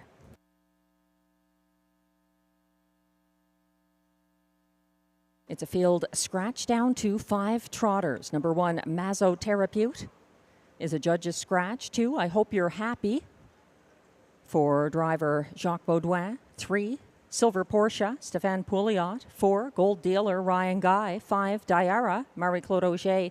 On the outside, 6, Southwind Mac for Guy Gagnon. They're on the turn, but the inside 3 are still finding their way behind the gate. Diara and Southwind Mac already there. The starting gate has turned onto the backstretch. They're lining up. I Hope You're Happy is behind the rest as they approach the start. They're off and trotting. Diara also backpedaling early to sit second last and striding out. That's Gold Dealer and Southwind Mac going to battle early. Southwind Mac and that one, Gold Dealer, are trying to sort things out on the front end, and the early battle has gone to Southwind Mac and Guy Gagnon, who are sitting just ahead of Gold Dealer and Ryan Guy, reluctantly settling into the pocket, a couple of lengths ahead of third place Silver Porsche as they wheel past the 28-4 opening quarter on the front end, and going strong, that's Southwind Mac on a break at the back of the field. I Hope You're Happy is out of contention right now. Southwind Mac leading by a length and a half over Gold Dealer. Silver Porsche sits third. Then it's Diara fourth in single file procession around the second turn. Out of things now at the back, the breaker, I hope you're happy trails. They reach the half in 1 minute even and going well along the backstretch, still leading by a length and a half over Gold Dealer. That's Southwind Mac. Following from third, it's Silver Porsche showing interest now in a first over effort from fourth. Here comes Diara for Marie-Claude Auger, gaining ground on the outside along the backstretch in pursuit of Southwind Mac, who leads the way by 2 lengths to the 3/4 point, reached in 1:29 flat. Up front, that's still Southwind Mac freewheeling and leading, fighting off Diara's first overbid. Gold Dealer defending position from the inside. Silver Porsche making a late move up the inside path. They're all just going for minor shares behind Southwind Mac. A maiden victory. Guy Gagnon's second driving win of the night. Diara up for place ahead of Gold Dealer. Silver Porsche fourth. 1:58.4.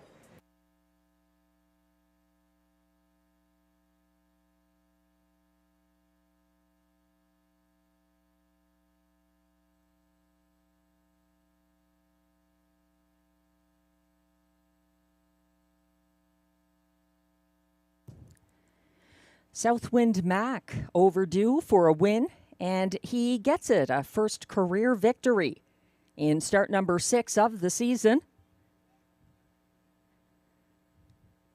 Southwind Mac, 1:58.4. Diara closing very well for place in race 4.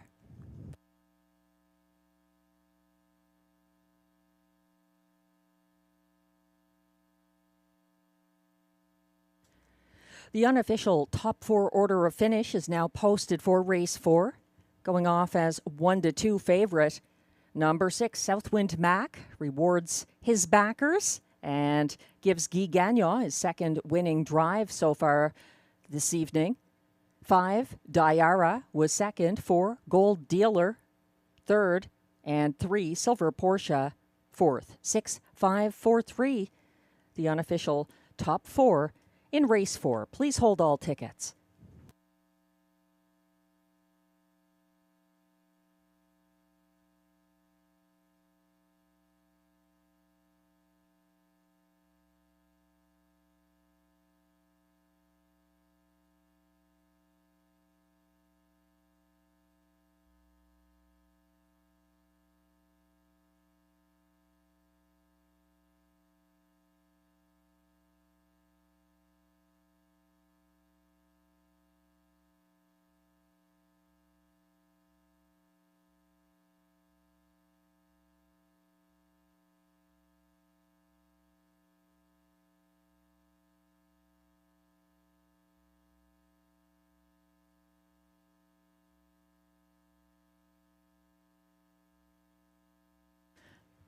Now coming back to the Rideau Carleton Winner's Circle for the first time.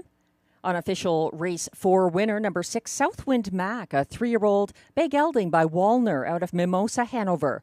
Owned and trained by Jeremy Marcotte of Notre-Dame-de-la-Paix, Quebec. Bred by Southwind Farms, LLC, Pennington, New Jersey.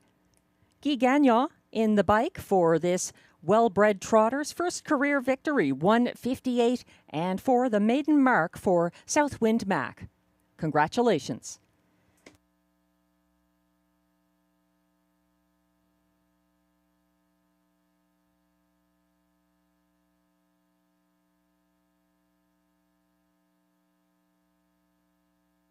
Results are now official for race 4.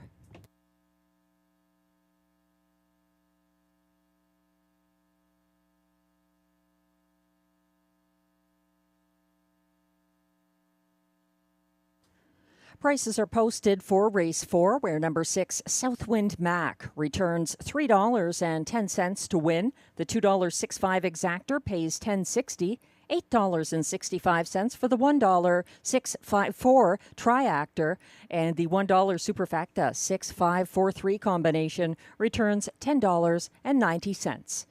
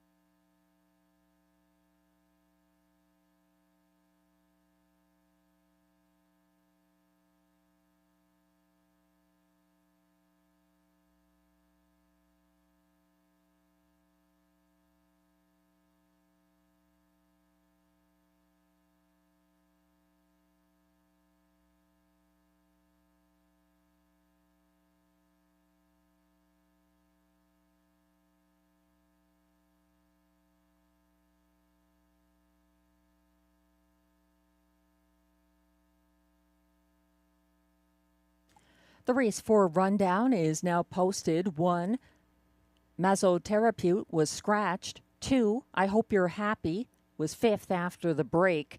3, Silver Porsche, 4th. 4, Gold Dealer, 3rd. 5, Diara closed for place. 1-2 favorite number 6, Southwind Mac had a maiden victory for Guy Gagnon. From the top down, your program should read scratch 5, 4, 3, 2, 1. The fractions 28 and 4 to the quarter, 1 minute flat at the half, 1:29 flat at 3/4, 1:58 and 4. The lifetime mark now in the first career victory for Southwind Mac.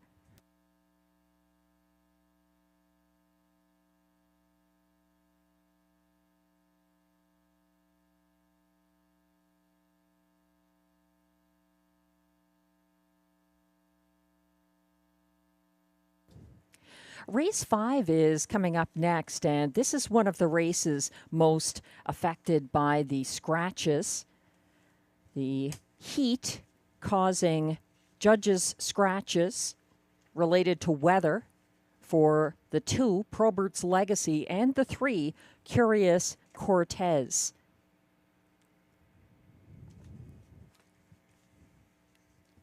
In race 5, also note there is no superfecta and no show wagering. We're scratched down to a field of 4. Glenn Pearson's top choice here, number 5, Springbridge Jim. Back in line to Robert Shepard. They get along well. And Springbridge Jim already has 1 win in 7 tries this season. He's a bit too unpredictable for me. I've got him in 3rd place in my ticket here. Glenn is going to the 6 Monty's Gone Marble for John McMillan and Marie-Claude Auger in the place spot, as am I. And Glenn likes my top selection in 3rd in his triactor. That's the one, I'm a Dude, for trainer-driver Stéphane Pouliot.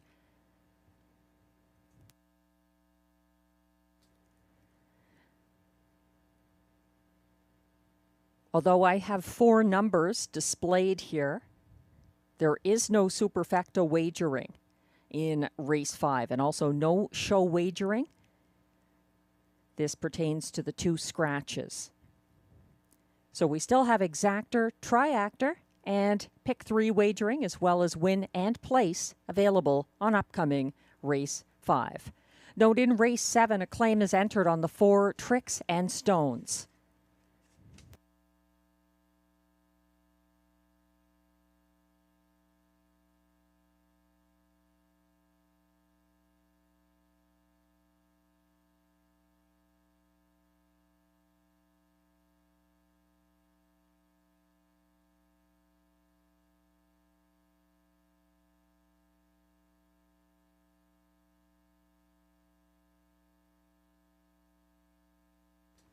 As we wait for the post parade, just another reminder about the Saturday night handicapping contest in the Trackside Simulcast Lounge. We carry live racing from across North America. We have the self-serve machines, sometimes the snack bar. There's always dining at Mr. Lucky's, no reservations required.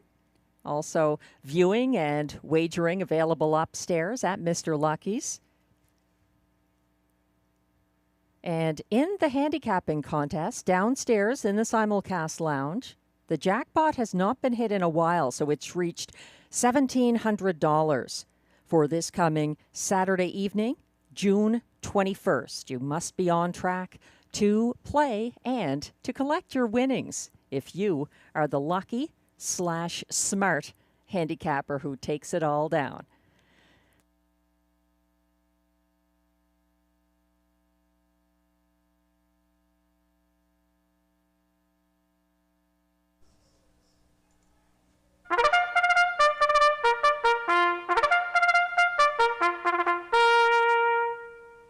Here comes the post parade for race 5. These pacers are non-winners of $625 per start in their last 10. They race for a purse of $7,000.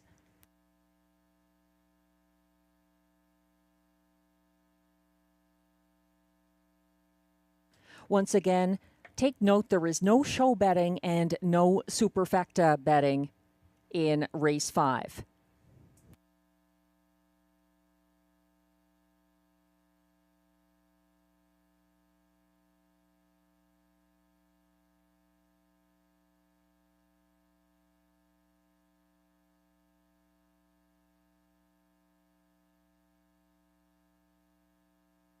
One is I'm a Dude, owned by a numbered Quebec corporation of Gloucester, Ontario, trained and driven by Stéphane Pouliot.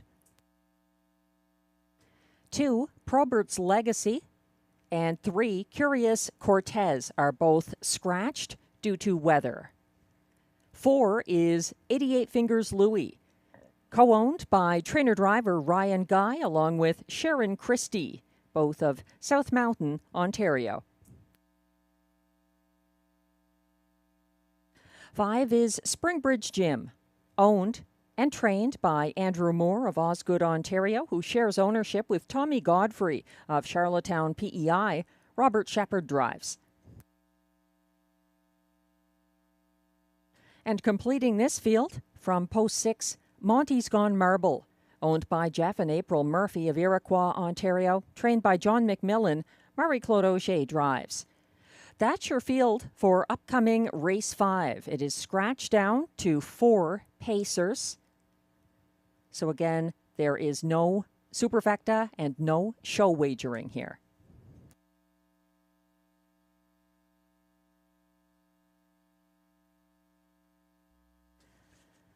3 to 5 favorite right now from the rail.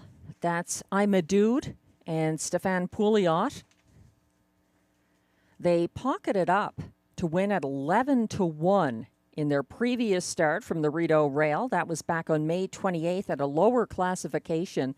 But I'm a Dude left strongly last Wednesday to settle third early at odds of 25 to 1. He followed the leader Bayfield Beach single file third along the backstretch and got caught inside of the first over Love My Rockin' Bird from 3/4 into the stretch.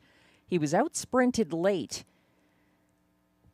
I like his chances from the rail, and he hasn't been having a bad year. I think in this field he definitely fits and is a strong contender always from the rail. I'm a Dude, 4-5 right now.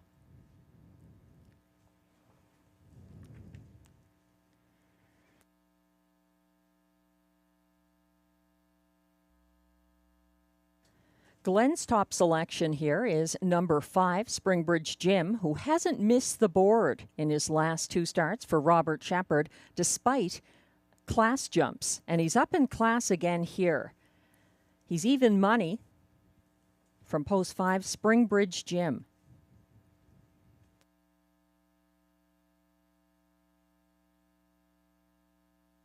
The 6, Monty's Gone Marble, is 5-1. This one sprinted to early command Sunday for Marie-Claude Auger, who's back in the bike here. Monty's Gone Marble was overtaken by the first over Skylar on the first turn and caught inside of Arson Sealster along the backstretch. Monty's Gone Marble got out sprinted in the stretch, but has some class relief here.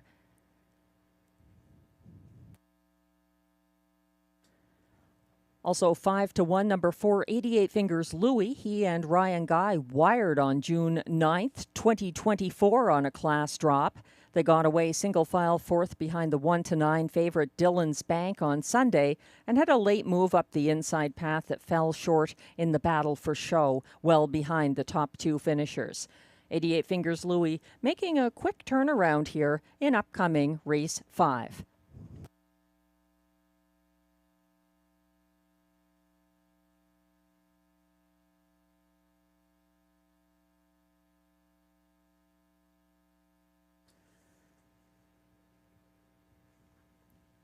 Another reminder that there's no show or superfecta wagering here.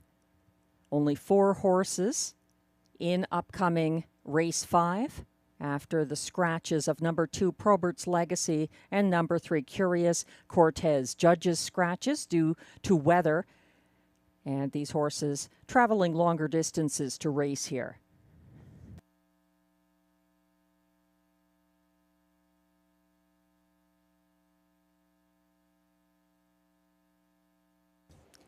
Still lots of betting opportunities, though, in race 5. Win, place, exactor, triactor, and pick 3.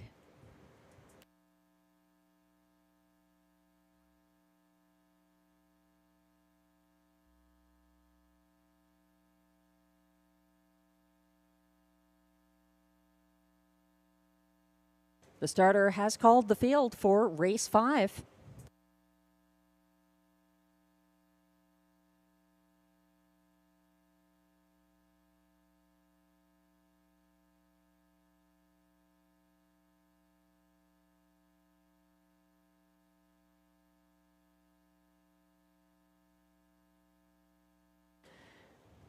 A field of 4 pacers now lining up in front of the Rideau Carleton grandstand.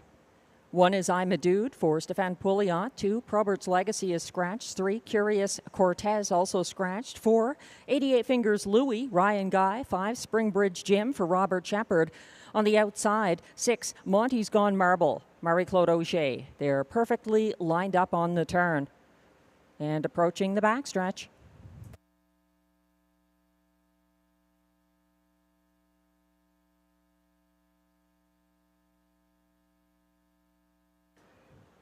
They're headed towards the start for race 5.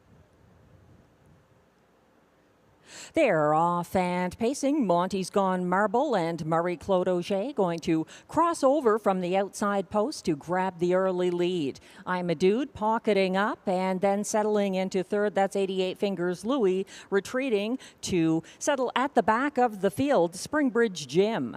Up front, confronted now, that is leader Monty's Gone Marble with I'm a Dude on his outside and now advancing to take control at the opening quarter of 28-1. I'm a Dude now leading by a length over next closest Monty's Gone Marble, who sits the pocket after leading briefly on the opening turn. A length and a half back in third, 88 Fingers Louie, still trailing this compact group. Springbridge Jim.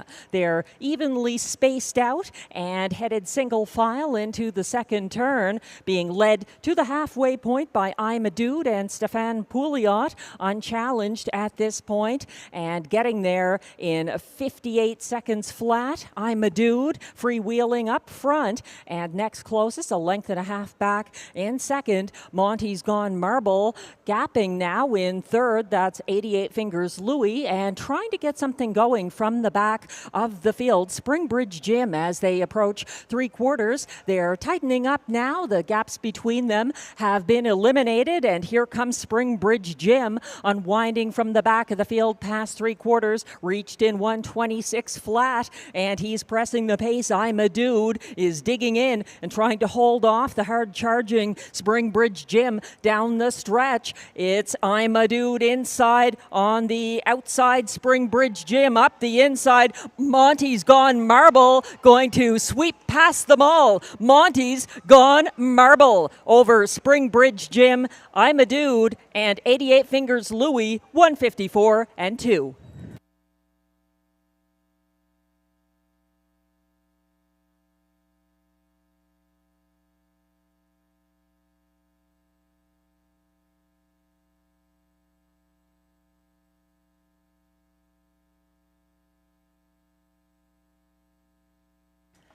It was like a chess match out there in race 5. Only 4 horses in the race, and Marie-Claude O'Shea gets her first driving win of the card with Monty's Gone Marble.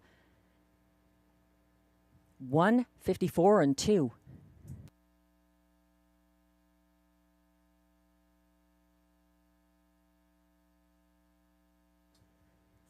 The unofficial top 4 order of finish is now posted for race 5 at odds of 5-2.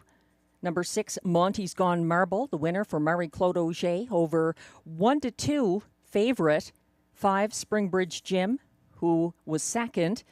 1, I'm a Dude, third, and 4, 88 Fingers Louie, fourth. 6-5-1-4, the unofficial top 4 order of finish for race 5. Please hold all tickets.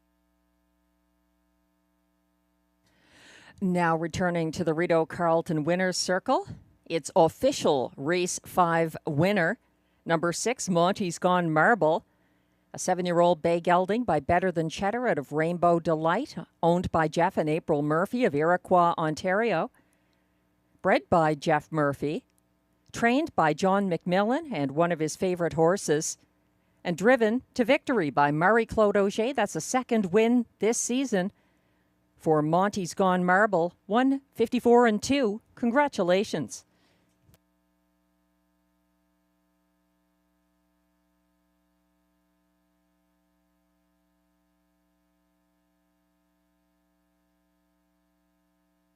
Prices are now posted for race 5. 6, Monty's Gone Marble returns $7.90 to win.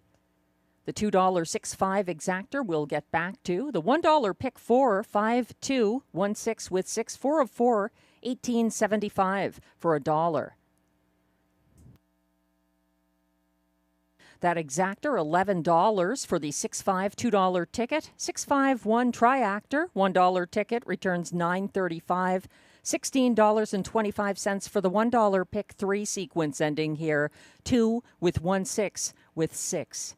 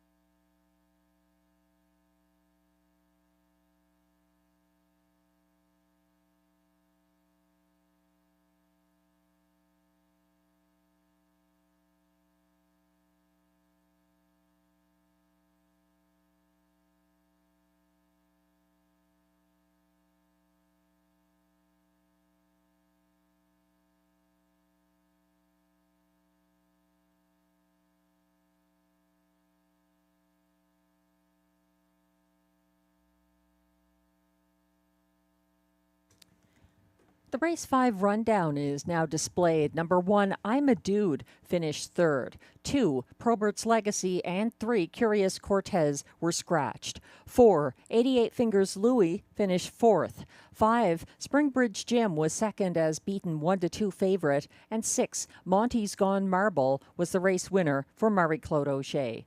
From the top down, your program should read 3, Scratch, Scratch, 4, 2, 1. The fractions were 28 and 1 to the quarter, 58 flat at the half, 126 flat at 3/4, 154 and 2 the winning mile for Monty's Gone Marble.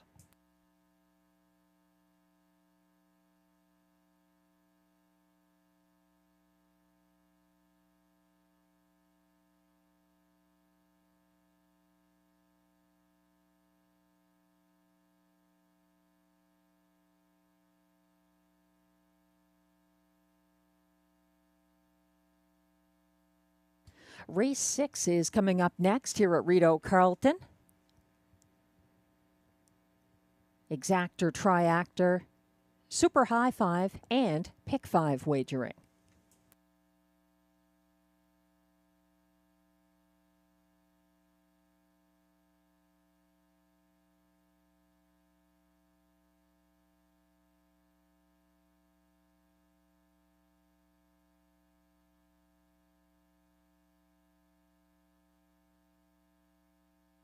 For those playing the Pick 5 that begins here in upcoming Race 6, there are a few changes to consider. The 5 in Race 6, the first leg, has a bridle change, can't see back to blind. There were 2 claims entered in Race 7. They're on the 3, CrossFit, and the 4, Tricks and Stones.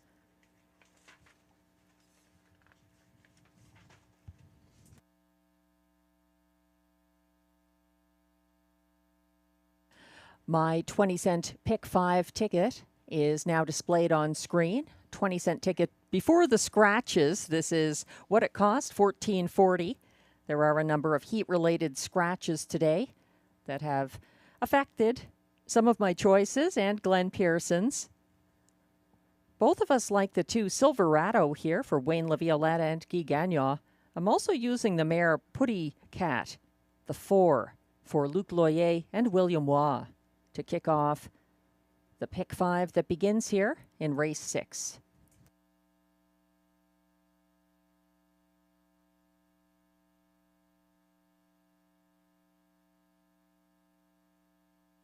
If you're constructing your ticket, race 9, take note the 6 Mickey Makes Some Speed as a judge's scratch weather.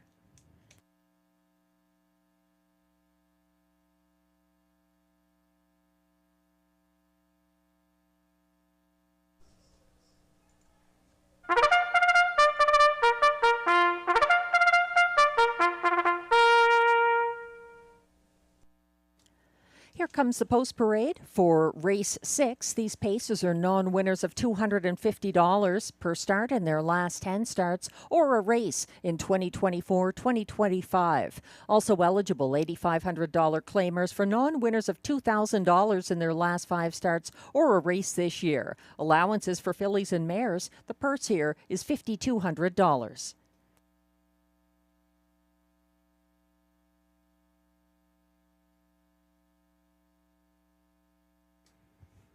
Leading the post parade, the current 9-5 favorite, number 1, Midnight Mood, owned by Jamie and Sonia Johnson of Edwards, Ontario, trained by Jamie. Robert Shepard drives.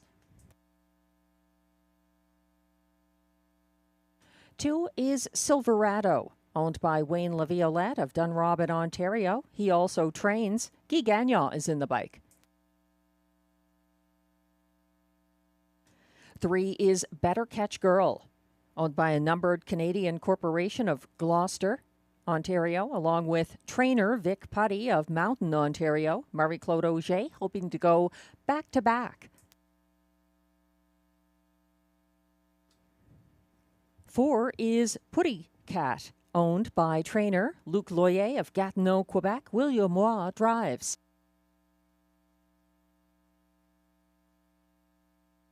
5 is Red Cape Party, the free-legged pacer, owned, trained, and driven by Richard Simard of Les Cèdres, Quebec. Note the bridle change on Red Cape Party, going Can't See Back to Blind Bridle.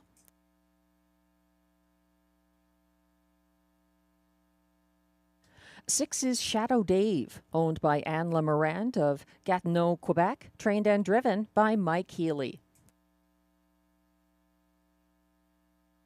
Completing this field from post 7, Stardog, owned, trained, and driven by Ryan Guy of South Mountain, Ontario. That's your field of 7 pacers for upcoming race 6. Exactor, Triactor, High 5, and Pick 5 wagering.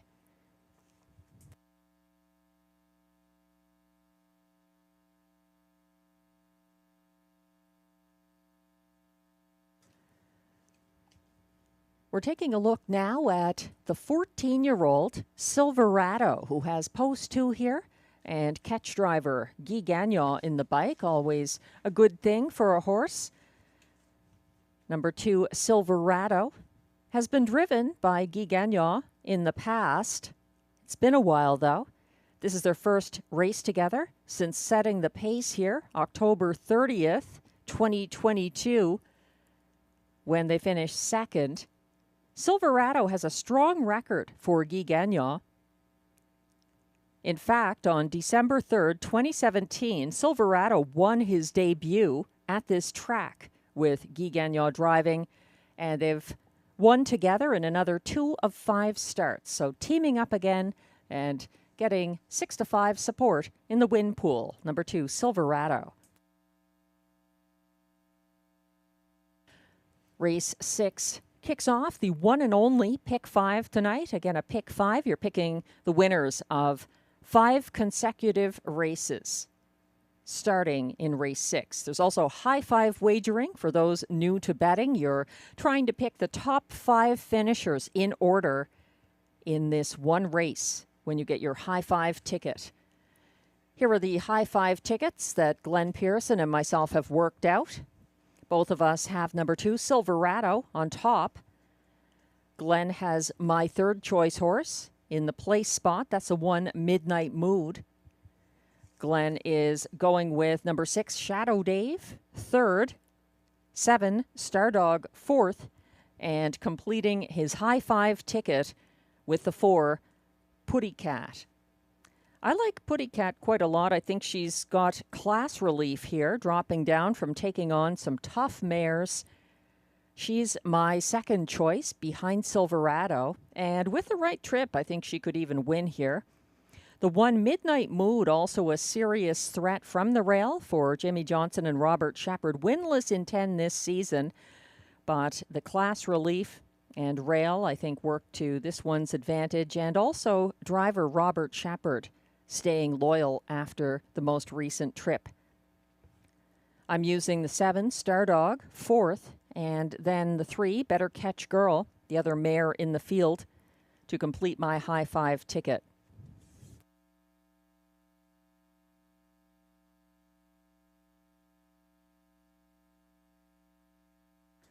Two to one support for number 4, Putty Cat, who takes on mixed company here. She's mostly been in with the mares.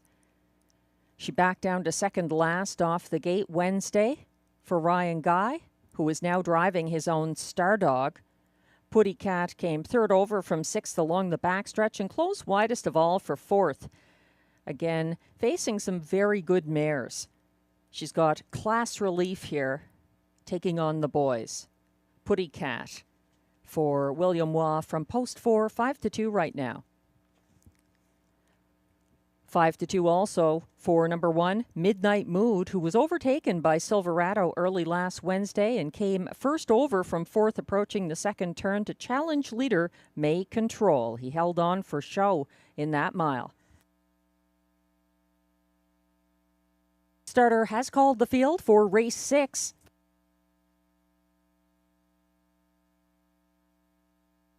This is your one and only chance tonight to play the pick 5 at Rideau Carleton. As the Pacers line up, 1 is Midnight Mood, Robert Shepard, 2, Silverado, Guy Gagnon, 3, Better Catch Girl, Marie-Claude Auger, 4, Putty Cat, William Waugh, 5, Red Cape Party, Richard Simard, 6, Shadow Dave, Mike Healy, and on the outside 7, Stardog, Ryan Guy. They're on the turn.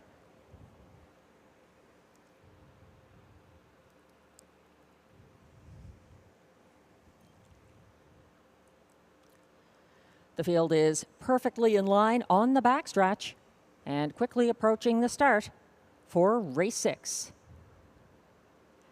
They're off and pacing, and Putty Cat leaving from mid-pack, battling back on the inside early. Silverado and Midnight Mood, they're 3 wide early, a couple of lengths back and forth, watching and waiting. That's Better Catch Girl, caught wide and being forced to retreat. That's Red Cape Party at the back of the field. It's Stardog and the trailer Shadow Dave battling to the opening quarter and taking command and leading past the grandstand the first time. Midnight Mood and Robert Shepard reached the opening quarter in 27-1. They're keeping ahead of Silverado in the pocket. Third, Putty Cat along the inside. Here comes Red Cape Party, first over, 4th, following that cover. Second over into 6th on the outside. Shadow Dave caught in at the back of the field as they swing around the turn. No racing room for Better Catch Girl, and now backing down after that first over bid, it's Red Cape Party. They reached the halfway point in 57 flat and caught wide and retreating to last now. Red Cape Party trying to get around him. Shadow Dave advancing to second last. Still on the engine, that's Midnight Mood controlling the pace. Here's a first over. Putty Cat up into second on the outside. They reach 3/4 in 1:25-1. Putty Cat trying to catch Midnight Mood and still looming the danger from the pocket in third. That's Silverado. Stardog is gearing up for the stretch drive. It's Midnight Mood leading the way. Here comes a big move up the inside from Silverado, and Guy Gagnon pouring it on. Midnight Mood fighting back, but Silverado gets the victory. Midnight Mood second, Stardog, and then Putty Cat, 154 flat.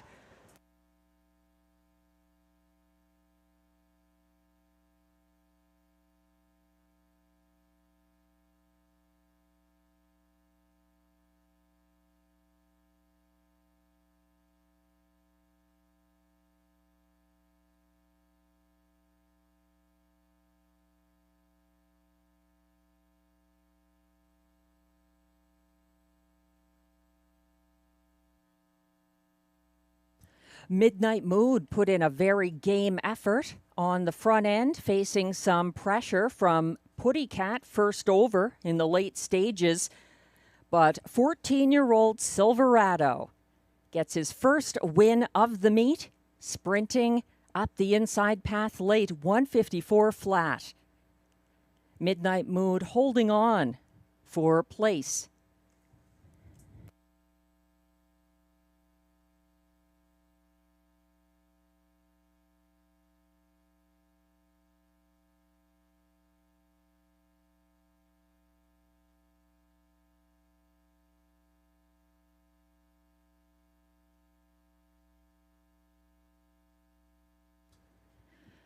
The unofficial top 5 order of finish is now displayed for race 6. At odds of 1-2, number 2, Silverado, a winning favorite in his 8th start of the season. Guy Gagnon in the bike for his 3rd driving win of the card. Number 1, Midnight Mood, holding on for place ahead of the fast closing 7, Stardog, 3rd.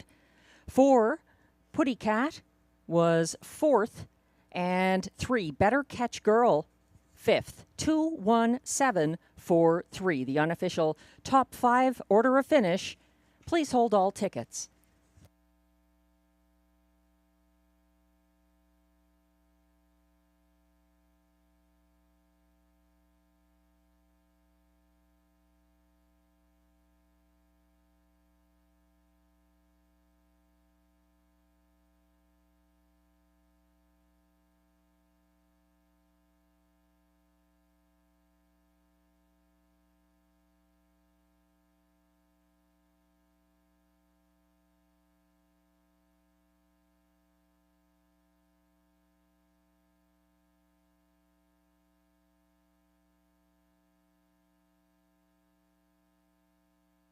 Now coming back to the Rideau Carleton Winners Circle, unofficial race 6 winner, Silverado.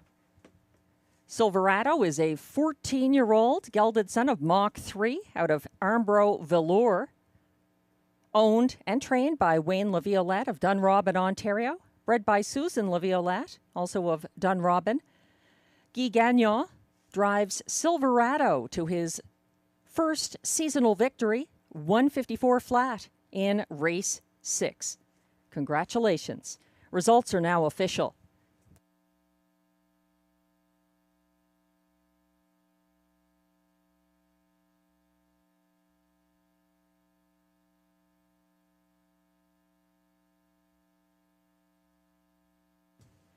Prices are posted for race 6, number 2, Silverado. Pays $3.10 to win. The $2 2-1 exactor pays $9.30. $11.30 for the $1 try 2-1-7 combination. The 20-cent super high 5 2-1-7-4-3 pays $9.87.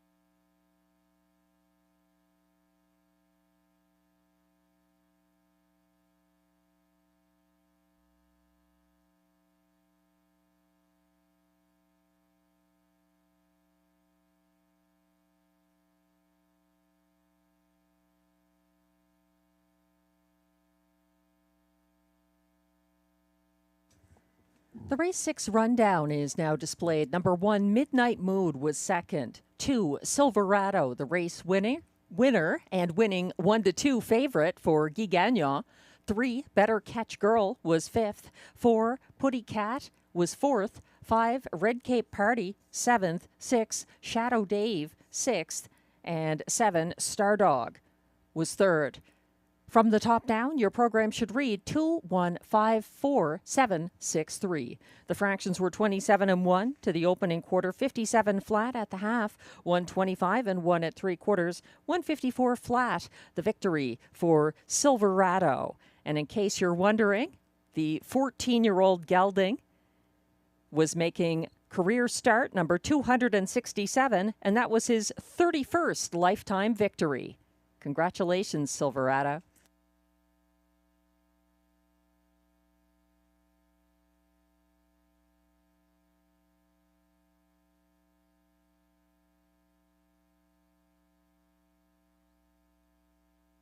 Moving on to race 7 now, back on the trot. A couple of claims in this race. The 3 and 4, CrossFit and Tricks and Stones, both have claims entered in upcoming race 7. There's Exactor Triactor, Superfecta, and Late Pick 4 Wagering.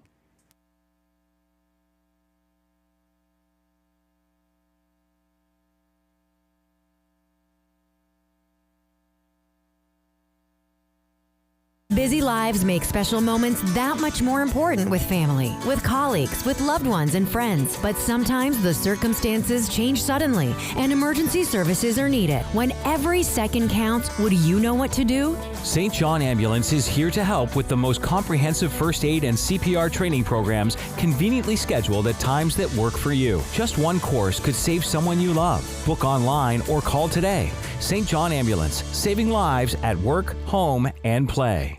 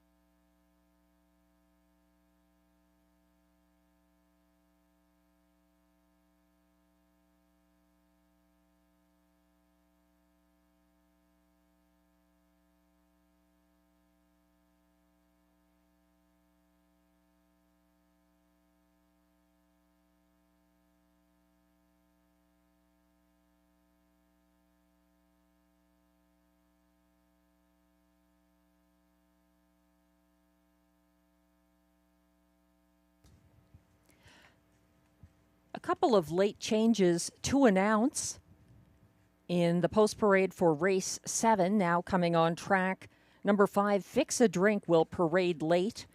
Also of importance, if you're playing the late pick 4 that kicks off here, there's a driver change coming up in race 9 on number 5, Stonebridge Hermes. Changed the driver from Jacques Baudouin to Ryan Guy.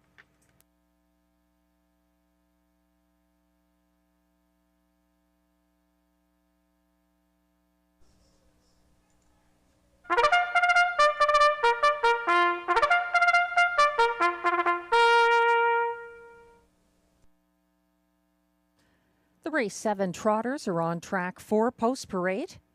They are non-winners of $2,250 in their last 5 starts, or $500 in 2025. Also eligible, $12,000 claimers. They race for a purse of $6,000. Number 5, Fix a Drink, will be late to the Post Parade. 2 claims entered here on the 3 CrossFit and the 4 Tricks and Stones.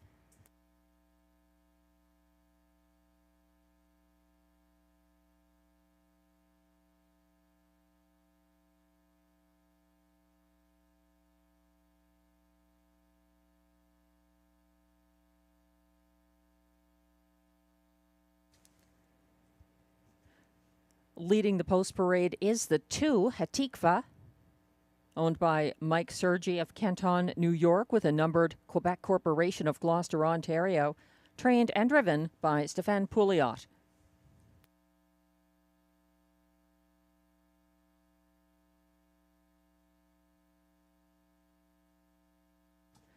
Three is CrossFit, racing without Lasix. A claim is entered on CrossFit, who is owned, trained, and driven by Danielle Saint-Pierre of Vaudreuil-Dorion, Quebec.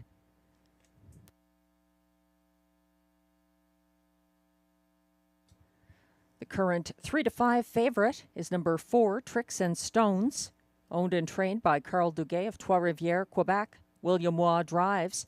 A claim also entered on the 4, Tricks and Stones. 5, Fix a Drink, will be coming on track a bit late for the Post Parade. Here's the 1, Synergy S, owned and driven by Sylvain Lacaille of Saint-Paul de Joliette, Quebec. Kelly Duval Lacaille trains.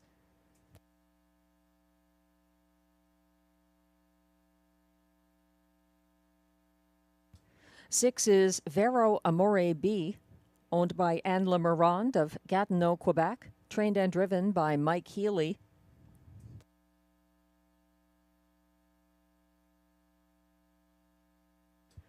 And completing the Post Parade, number 5, Fix a Drink, owned by Wayne Marshall of Elginburg, Ontario, trained by Luc Loyer. Ryan Guy is in the sulky. That's your field of 6 trotters for upcoming race 7. Again, 2 claims here. The 3 and 4, CrossFit and Tricks and Stones, have claims entered. Exactor, Triactor, Superfecta, and late pick 4 wagering. And if you're playing the late pick 4, don't miss out on that late driver change in race 9 on the 5, Stonebridge Hermes, going from Jacques Baudouin to catch driver Ryan Guy. That's Stonebridge Hermes in the 3rd leg of the late pick 4 that kicks off here in race 7. We're looking at Tricks and Stones right now. 1-2 favorite from post 4. Tricks and Stones, easy to like. He's my top selection here. He reeled in leader Fix a Drink June 4th after sitting single file 3rd to the half. He was flushed out at the half and first over along the backstretch, opening up on the lead past 3/4 and holding off closers Global Money and Salzbrook Cami late. He needed the wire, but a win's a win. William Waugh driving once again. Tricks and Stones, a 3-time winner this season.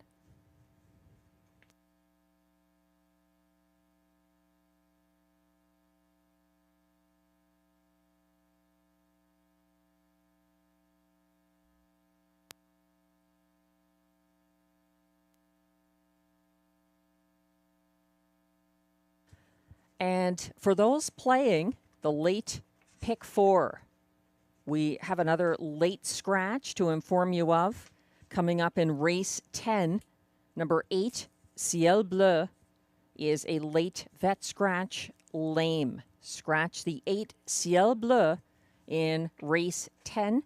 That's the last leg of the pick 4 that begins here in race 7.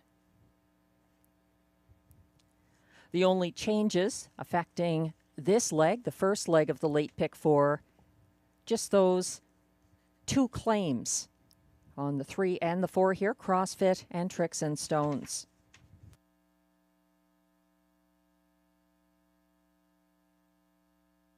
Glenn Pearson's top choice here, also the 4 Tricks and Stones. He likes the 1 Synergy S, then the 6 Vero Amore B, and the 2 Hatikva to complete his superfecta.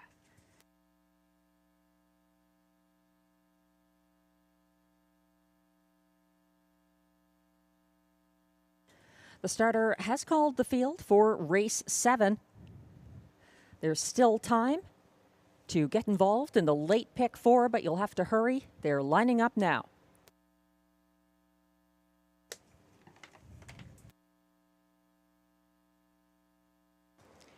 Getting in position behind the gate for race 7. Number 1 is Synergy S for Sylvain Lacaille. 2, Hatikva for Stéphane Pouliot. 3, CrossFit, Daniel Saint-Pierre. 4, Tricks and Stones, William Waugh. 5, Fix a Drink, Ryan Guy. And on the outside, Vero Amore B, Mike Healy. They're on the turn and headed onto the backstretch, gapping. That's Fix a Drink. Trying to catch up in time. And it looks like he'll do that. The others approaching the start rapidly.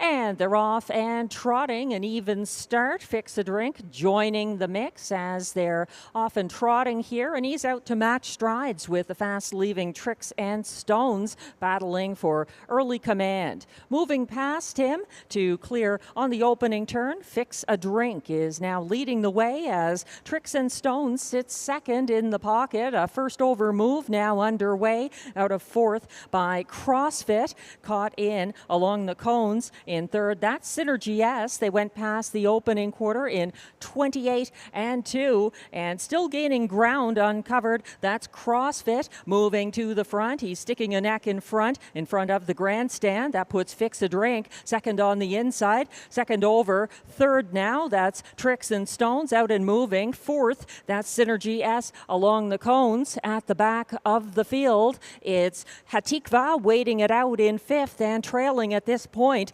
Vero Amore B. They reached the half in 58 and 1 and still in charge. That is CrossFit, who is leading on the back stretch, and he's getting challenged by Tricks and Stones. Both of them overtook Synergy S to do so. That one still waiting in 3rd. It's a gap of 4 lengths back to 4th, where you'll find Fix a Drink dropping back and underway from the back of the field. Hatikva advancing second over now, followed by Vero Amore B, 1:26 and 3 at 3/4. And up front, there's separation. Tricks and Stones and William Waugh on the lead, and not going to be catchable if they maintain this kind of advantage, and it looks like they will. Tricks and Stones had Tricks up his sleeve, getting the victory.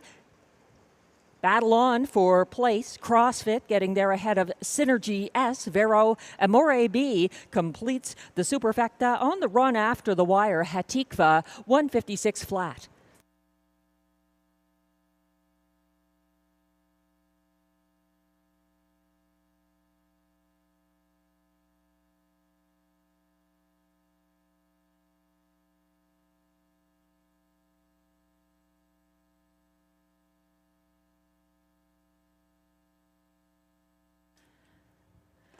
Tricks and Stones was untouchable once he took command and opened up late. The 9-year-old son of Trixton adding to his wins. That's win number 4 in start number 12 of the season, 156 flat.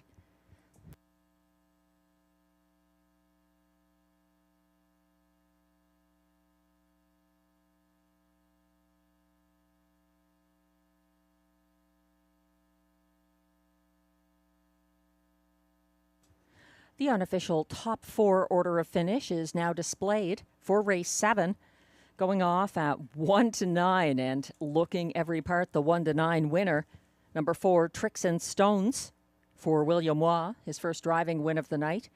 3, CrossFit was second, ahead of 1, Synergy S, third, and 6, Vero Amore B, fourth. 4-3-1-6, the unofficial top 4 order of finish for race 7. Please hold all tickets.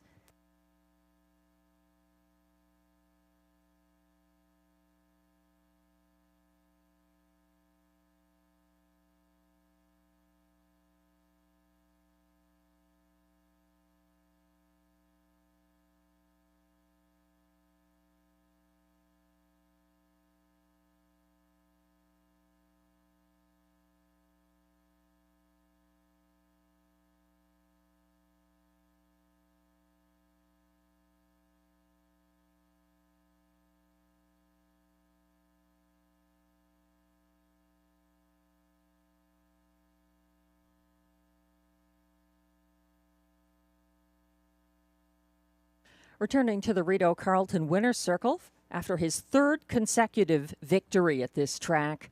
Unofficial race 7 winner, number 4, Tricks and Stones, a 9-year-old bay stallion by Trixton out of Baby Bella. Owned and trained by Carl Duguay of Trois-Rivières, Quebec. Bred by Stephanie Smith-Rohog of West Jefferson, Ohio. William Waugh back in the bike behind Tricks and Stones for a third consecutive win at Rideau Carleton and a new seasonal best, 156 flat in race 7.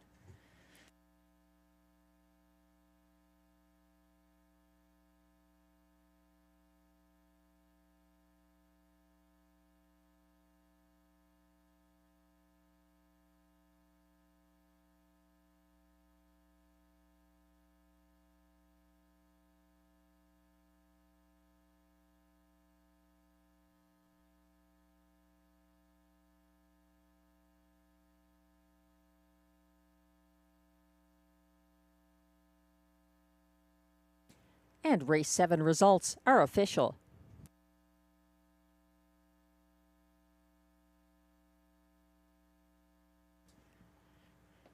Prices are posted for race 7. Number 4, Tricks and Stones, returns $2.30 to win.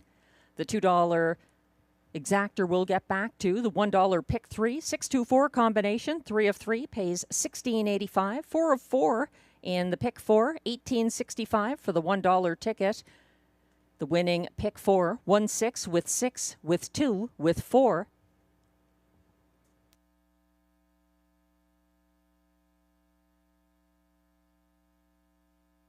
That exactor, $8, $10 for the triactor in race 7.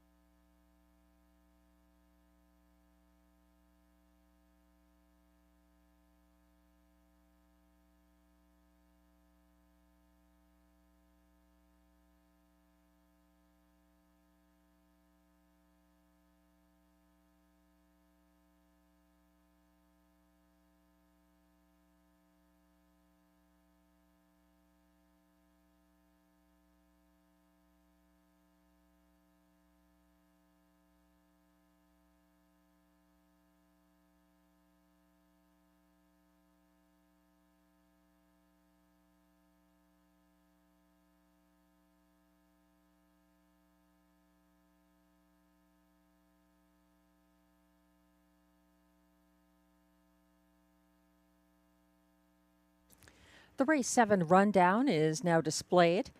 Number 1, Synergy S, was 3rd. 2, Hatikva was 5th. 3, CrossFit 2nd. 1-9 favorite from post 4, Tricks and Stones and William Waugh. The winners. 5, Fix a Drink was 6th. And 6, Vero Amore B finished 4th. From the top down, your program should read 3-5-2-1-6-4. The fractions 28 and 2 to the quarter, 58 and 1 at the half, 126 and 3 at 3/4, 156 flat the winning mile, and a seasonal best for Tricks and Stones.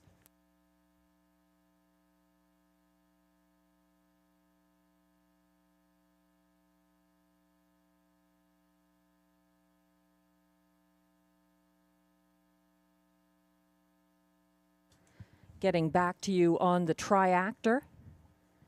$10 for the $1 ticket, and the superfecta $35.45. In race 7, we're looking at the claims now. Number 3, CrossFit, has been claimed for $12,000. Goes to owner Gordon McDonald and co-owner Chris Boland and trainer Vic Putty. Also claimed for $12,000.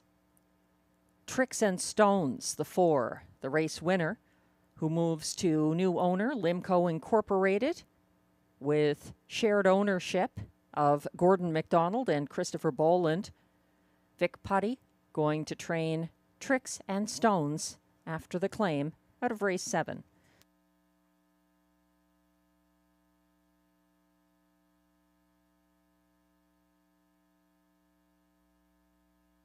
Race 8 is coming up next. On the trot with Exactor, Triactor, Superfecta, and Pick 3 Wagering. Race 8 is actually our feature. It's the preferred handicap with post positions 4, 5, and 6 assigned here. Glenn and I see it slightly differently. He supports the 6 Emma Town Bud for trainer-driver Pierre Beauvais, a 5-time winner from 11 starts this season. I think the 5, Son of a Millionaire, has upset potential for trainer Mandy Archer and driver Robert Shepard after taking the June 11th preferred handicap here from off the pace in a seasonal best, 156-3. The post positions won't be affected too much by the handicap here. There's no 7 or 8. 5 and 6, both very good posts for the trotters. The even money favorite right now is the 6, Emma Town Bud, as they approach the track for the race 8 post parade.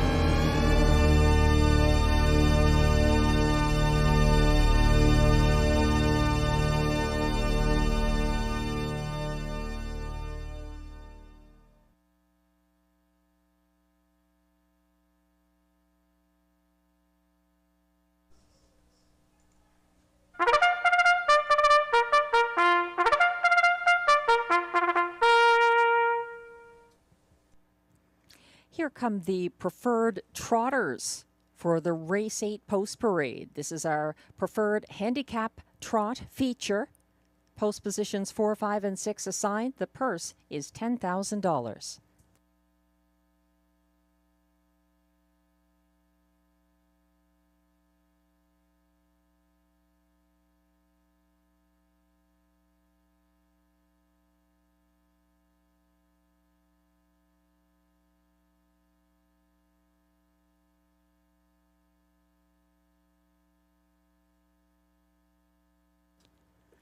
Leading the post parade, number 1, Raising Rusty, owned by a numbered Quebec corporation of Gloucester, Ontario, trained and driven by Stéphane Pouliot.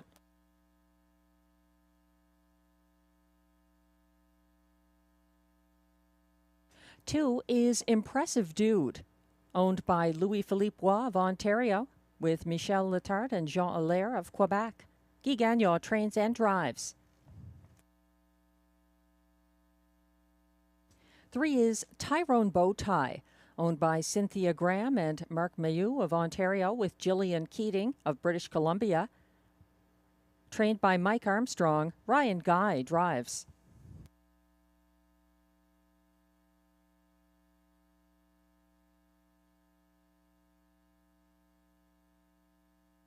Four is Mystic, owned and trained by Michel Legasse of Terrebonne, Quebec. Pascal Berube drives.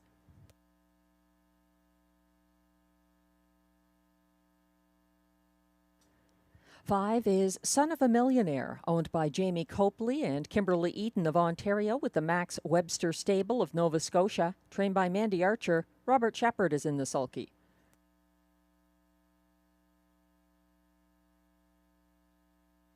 And completing the field from post 6, the current 1-9 favorite, Emmatown Bud, owned by Nicole Beauvais-Gertner of Apple Hill, Ontario, trained and driven by Pierre Beauvais. That's your field for our Race 8 feature. No changes. Exactor, Triactor, Superfecta, and late pick 3 wagering.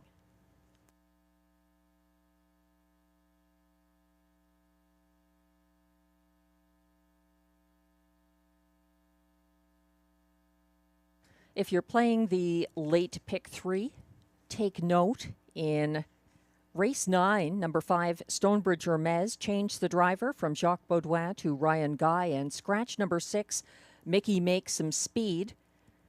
And in race 10, the 8, Ciel Bleu is a late vet scratch, lame. We're looking at the current 1-5 favorite, Glenn Pearson's top selection here in the preferred handicap trot.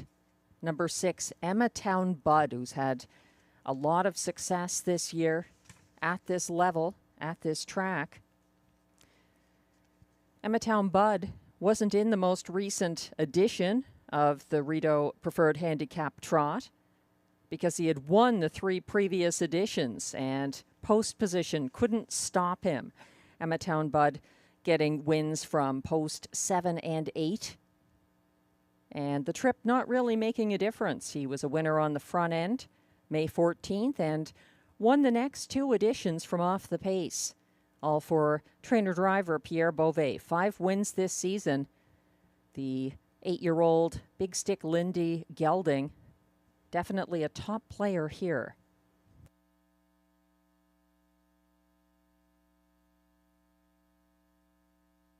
Favoritism has shifted, though, at least in the win pool, to number 4, Mystic, dropping to 1-2 all of a sudden. He's definitely a player here. Mystic raced single file 4th behind the pace setter Raising Rusty, and then Impressive Dude when he took over last Wednesday. He was flushed out on the second turn by Rose Run Why Not, and drew alongside Impressive Dude on the backstretch. Mystic actually led at the top of the stretch.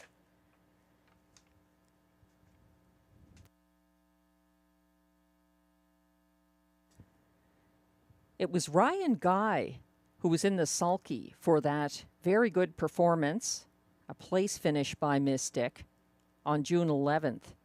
Ryan Guy has stayed loyal to number 3, Tyrone Bowtie here, a 3-time winner. A little earlier, before having some trouble with breaks in recent editions. He's 21-1 right now. Ryan Guy's apparent choice over Mystic. That's a 3, Tyrone Bowtie.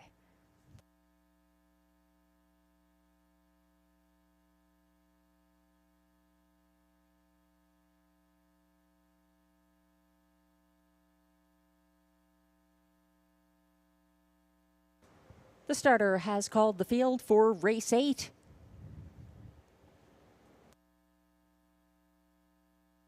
It's tonight's feature at Rideau Carleton, the preferred handicap trot. A good field of 6 now lining up in front of the grandstand. 1 is Raising Rusty for Stéphane Pouliot. 2, Impressive Dude, Guy Gagnon. 3, Tyrone Bowtie, Ryan Guy. 4, Mystic, Pascal Berube. 5, Son of a Millionaire, Robert Shepard. On the outside, number 6, Emmatown Bud for Pierre Beauvais.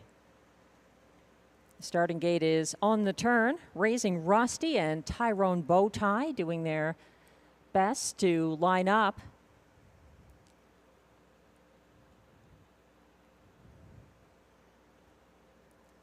Starting gate is on the backstretch. Tyrone Bowtie getting behind the gate, still gapping Raising Rusty as they approach the start. Raising Rusty is on the run. The rest are off and trotting. Impressive Dude is leaving, and so is Emmatown Bud between them, and opting to take back and sit third behind the early drama. That's Tyrone Bowtie. Back behind him in 4th, Mystic, and then it's Son of a Millionaire.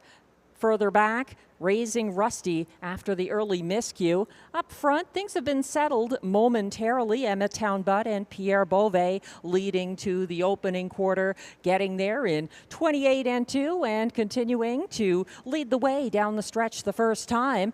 Backing down to sit second, Impressive Dude, a length and a half back. And then it's a similar margin, maybe a little wider, back to third for Tyrone Bowtie. Following him from fourth is Mystic. Fifth, Son of a Millionaire. And trailing, but having caught the field, that's Raising Rusty. Single file now around the second turn to the half. It's Emmetown Bud continuing to do good things on the front end, 58-1. The clocking, 29-4. Second panel there. He's continuing to lead by a length and a half over Impressive Dude, getting the perfect pocket trip. From third, Tyrone Bowtie is caught inside of fourth place. Mystic advancing uncovered on the backstretch.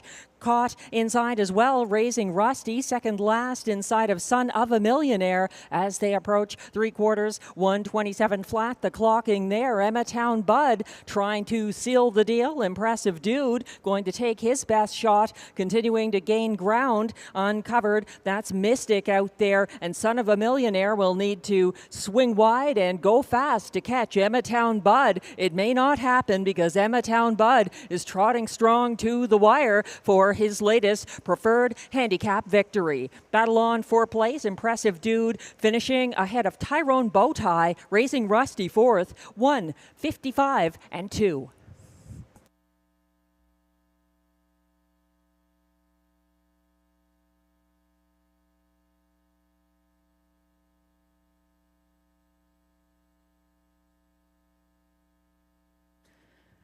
What a season for Emmetown Bud. 6 wins now in 12 starts. He won the last 3 editions of the Rideau Preferred Handicap Trot that he was in, and he's done it again. 155-2, Emmetown Bud.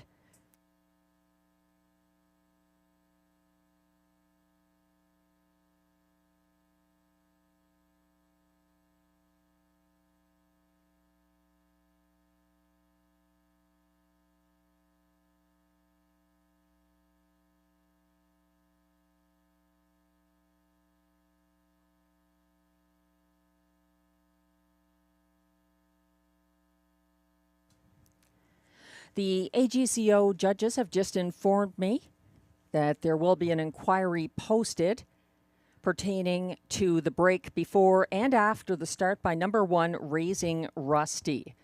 He finished fourth in the unofficial top 4 finishers, now posted for race 8, but he is the subject of the inquiry. The unofficial top 4 led by 2-5 winning favorite, number 6, Emmetown Bud, winning for Pierre Beauvais over Pocket Sitting. Impressive Dude, number 2, second. 3, Tyrone Bowtie, finished third at 15-1 odds. And they're still looking at number 1, Raising Rusty, the 4th place finisher and the subject of the inquiry.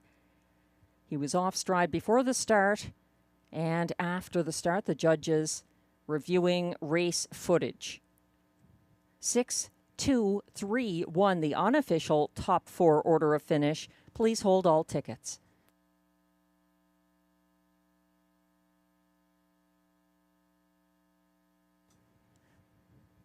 Race winner, number 6, Emmetown Bud.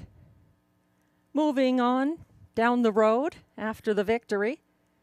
An 8-year-old bay gelding by Big Stick Lindy out of Centerfold Lady, owned by Nicole Beauvais-Gertner, Apple Hill, Ontario, bred by Mervyn Lehman of Topeka, Indiana, trained and driven to victory by Pierre Beauvais.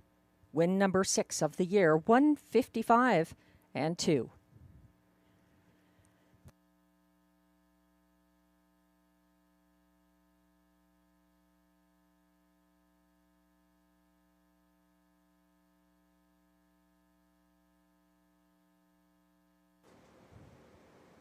He's back in the winner's circle now, our top class winning trotter. Emmetown Bud having an excellent season for Pierre Beauvais.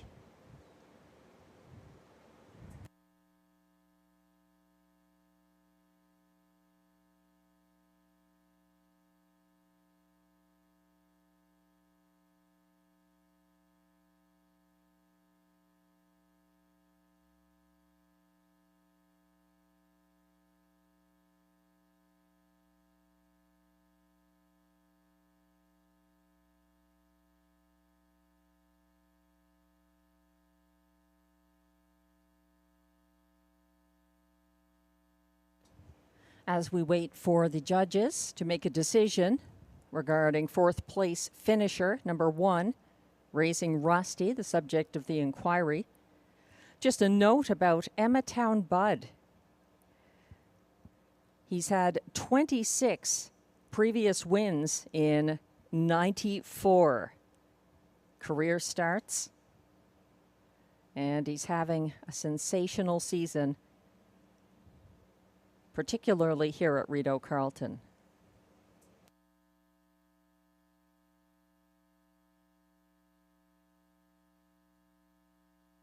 We're looking at footage before the start of race 8. Number 1, Raising Rusty, on the run before the start, and judges looking at whether there were violations of the braking rule and whether he received a fair start.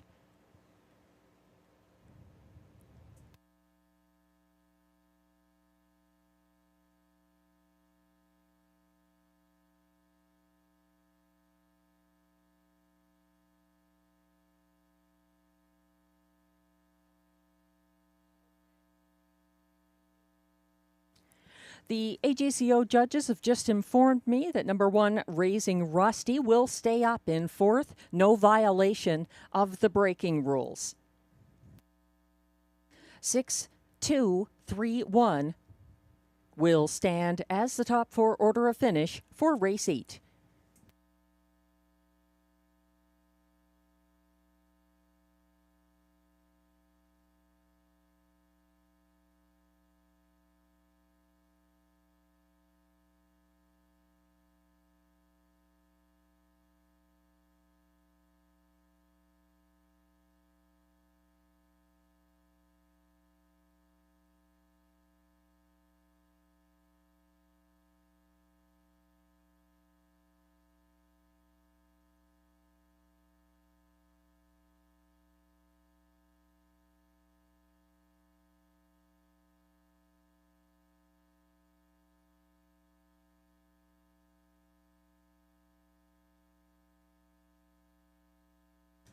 Race 8 results are now official.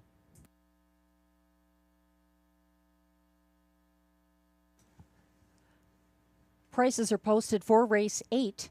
Number 6, Emmetown Bud, returns $2.80 to win.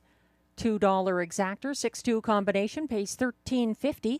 $53.55 for the $1 triactor, the 6-2-3 ticket, and the $1 superfecta. 6-2-3-1 combination pays $100.85.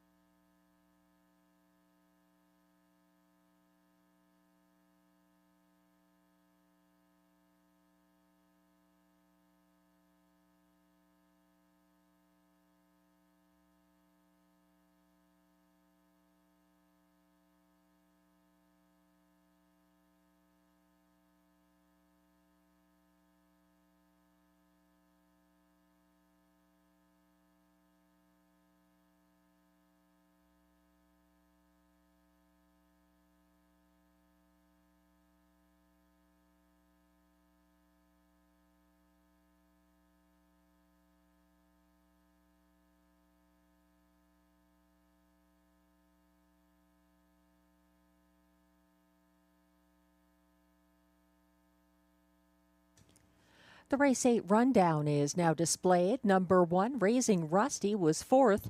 2, Impressive Dude, 2nd. 3, Tyrone Bowtie, 3rd. 4, Mystic finished 6th. 5, Son of a Millionaire, was 5th. And 6, Emmatown Bud, a 2-5 winning favorite for Pierre Beauvais.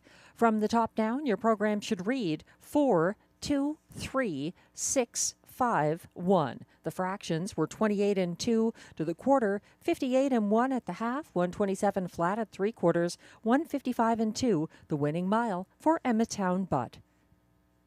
That's a 4-race win streak at Rideau Carleton.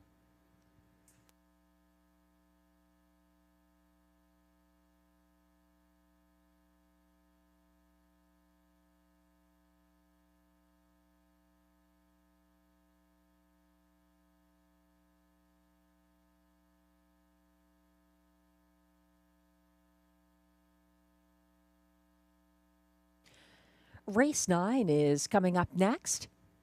Exactor, Triactor, Superfecta, and Late Daily Double Wagering. Number 6, Mickey Makes Some Speed, is a judge's scratch, Weather. There's also a driver change of note here. On the 5, Stonebridge Hermes, Ryan Guy will be driving instead of Jacques Baudouin.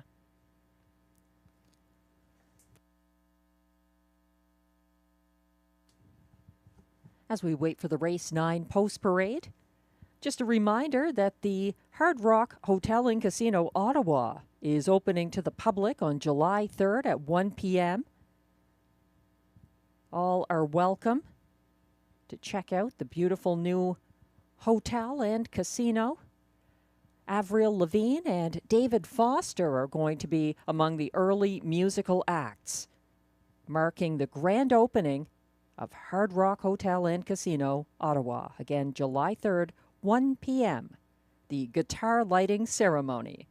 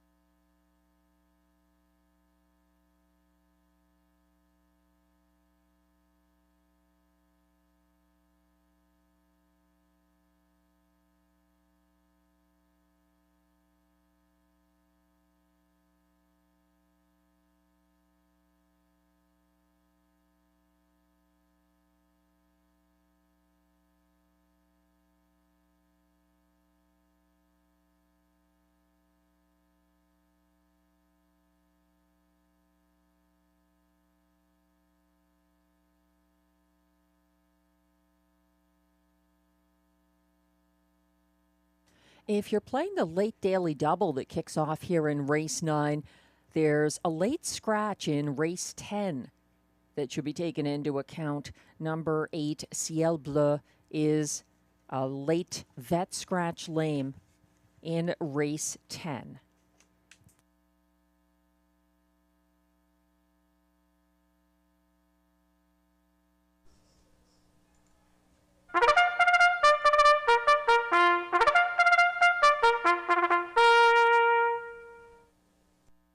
Here comes the post parade for race 9, back on the pace with non-winners of $900 per start in their last 10 races or in 2025. Non-winners of 2 races this year are allowed $125. Also eligible $15,000 claimers. They race for a purse of $7,800.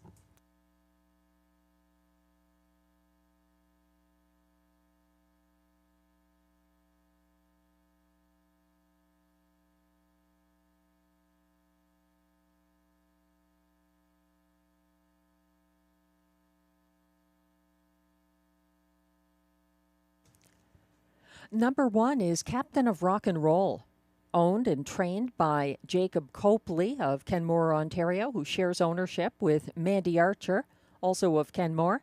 Guy Gagnon drives.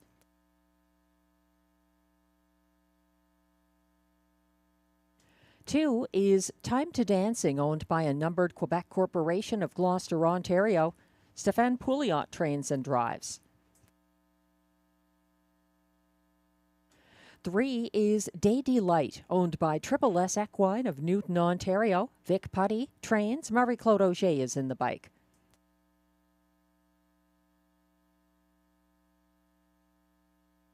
4 is May Lose Control, owned by Jamie Copley of Kenmore with Kimberly Eaton of Brockville, Ontario.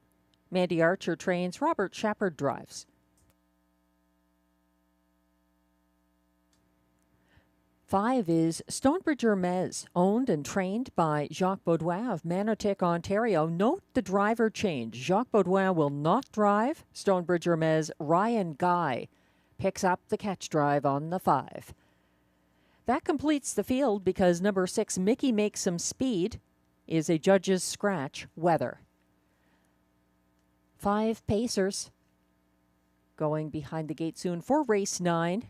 With Exactor, Triactor, Superfecta, and Late Daily Double wagering. We're looking at one of the major players here. Number 3, Day Delight, 3-2 right now on the tote board. He's co-favorite, sharing that status with the 4, May Lose Control, who's up in class. Day Delight, on the other hand, is getting both class and post relief here and making the quick turnaround. Day Delight was second over, fourth behind the first over. I Am a Rocket on Sunday. He started up again first over from fourth on the second turn and got parked fourth along the backstretch and faded late.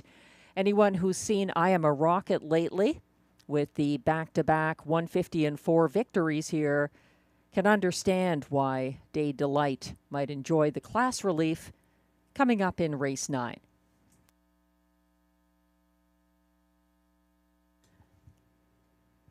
The win pool is shifting quite a lot, though. We have a new favorite, 4-5 for the rail horse. Number 1, Captain of Rock and Roll, who moves in from the outside post that he had in his last start and makes a quick turnaround. He's up in class, though, but reunited with Guy Gagnon aboard for his June 1st victory, also from the Rideau rail. Captain of Rock and Roll was second over in front of the grandstand Sunday, following the stalled cover of stablemate Arson Sealster. He was 3 wide at the top of the stretch and closed in the field's fastest last quarter of 28-2 for show. That's number 1, Captain of Rock and Roll. The track handicapper selections have a divided opinion here.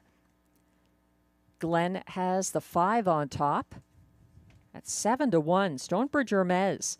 Maybe Glenn was counting on catch driver Ryan Guy to be put into play here. Sometimes that will shake up a horse. Ryan Guy drove this one to a win on June 1st.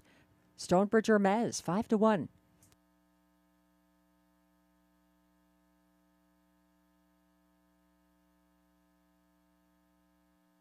The starter has called the field for race 9.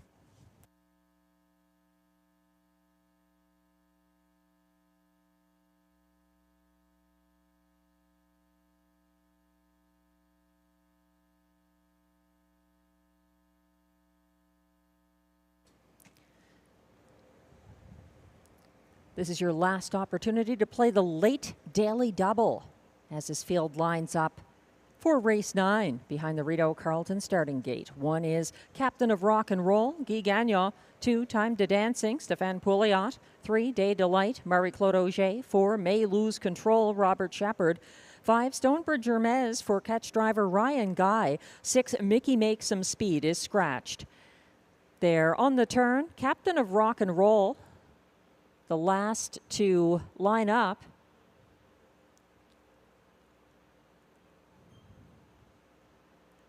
The field of 5 is now on the backstretch and lined up for the start of race 9. They're off and pacing. 4 of them sprint out and may lose control. Backs down to last to watch it all play out. That's Stonebridge Hermes and Ryan Guy moving on to the front and giving chase early. 3 wide. Here comes Day Delight for Marie-Claude Auger. Not going to be watching and waiting at all. That one is taking on Stonebridge Hermes, putting a white nose in front and landing on the lead. Captain of Rock and Roll is following from third past the 26-2 opening quarter. A fast one for Day Delight, striding out. He's about 2 lengths ahead of next closest, Stonebridge Hermes, now second. Captain of Rock and Roll third. Then it's back to Time to Dancing fourth. Trailing May Lose Control. Single file around the second turn with lots of respect for the leader. Day Delight leading the way to the half, shadowed by Stonebridge Hermes, 54-4. It's a strong pace for the leader. Day Delight doing good things on the front end. First over now in third, matching strides with Stonebridge Hermes. Captain of Rock and Roll going to try his luck. It's a gap of 3 lengths back to fourth. Time to Dancing, and then underway from the back of the field, gapping cover from last. That's May Lose Control. They approach 3 quarters, 1:22-3, and up front it's still Day Delight, but he's feeling the first over pressure of Captain of Rock and Roll, turning it up and swinging wide late. May Lose Control. It's setting up for a thrilling stretch drive as Captain of Rock and Roll tries to take down Day Delight. Looks like that battle's been won. Captain of Rock and Roll is striding on to victory. It's close between Stonebridge Hermes and May Lose Control for place and show. 151-3.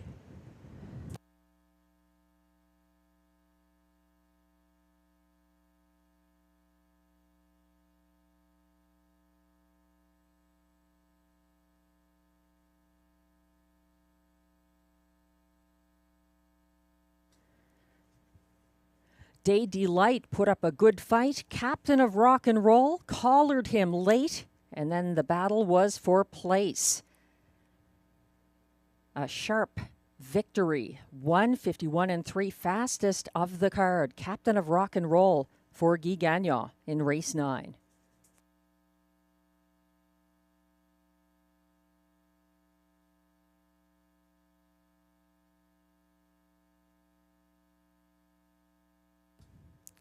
The unofficial top 4 order of finish is now posted for race 9. Going off as 4-5 favorite, number 1, Captain of Rock and Roll, victorious for Guy Gagnon. Stablemate number 4, May Lose Control, was able to outsprint 5, Stonebridge Hermes, for place. 3, Day Delight, held on for 4th. 1, 4, 5, 3, the unofficial top 4 order of finish in race 9. Please hold all tickets.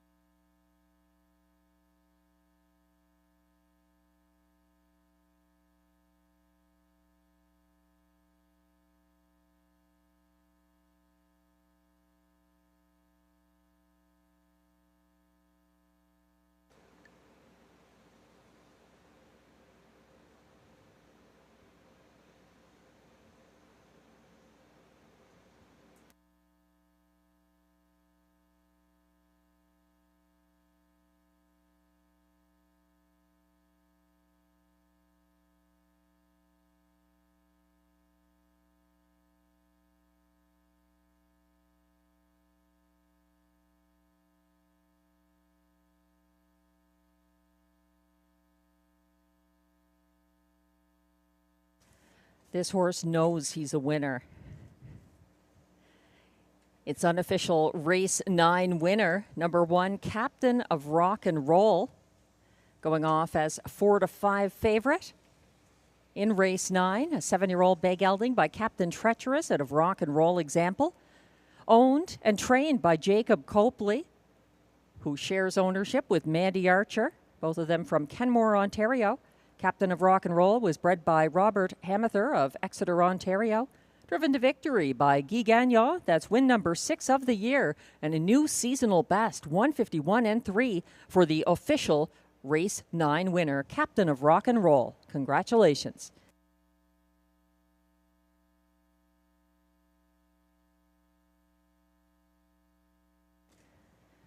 Prices are now posted for race 9. Number 1, Captain of Rock and Roll, returns $3.90 to win. The $2 1-4 exactor, $22.50. $71.80 for the $1 145 triactor ticket. The $1 superfecta 1453 combination returns $146.70.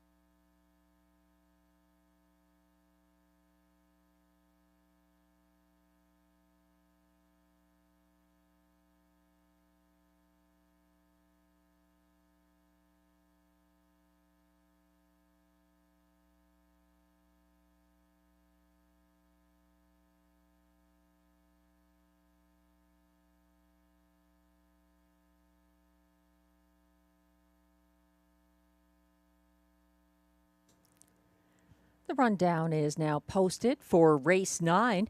4-5 favorite, number 1, Captain of Rock and Roll, delivers Guy Gagnon's 4th driving win of the card.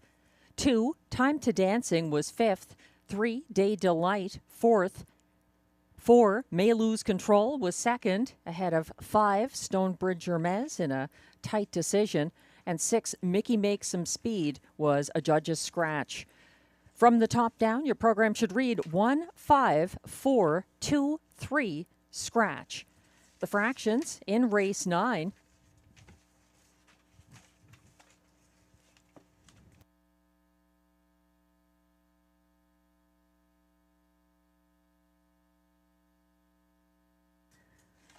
Sorry for the delay there. We've got those fractions for you. 26-2, 54-4, 122-3, and 151-3, the winning mile. Captain of Rock and Roll. Happy birthday, Shelley, from all of us here at Rideau Carleton. Hope you're enjoying a great night at the races. All the best, Shelley.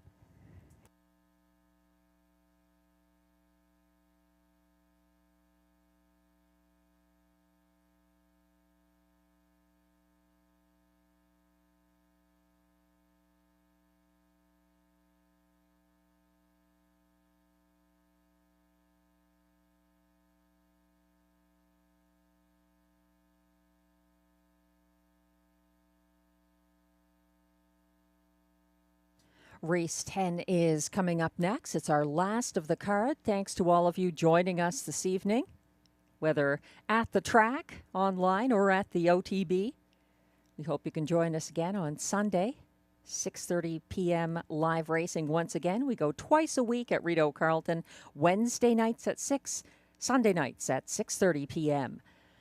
Race 10 coming up has one scratch of the 8 Ciel Bleu, a late vet scratch, and that affects the high five tickets for both Glenn and myself. In fact, Glenn had Ciel Bleu on top of his ticket. I was using this trotter in the show spot despite the post position. Glenn is going to end up with the 7 JM Stella on top of his ticket. 2-1 right now for Sylvain Lacaille and trainer Kelly Duval Lacaille. The trotters are approaching the track for the Race 10 Post Parade. My top choice here is 1-2 right now. Number 2, Rose Run, Why Not?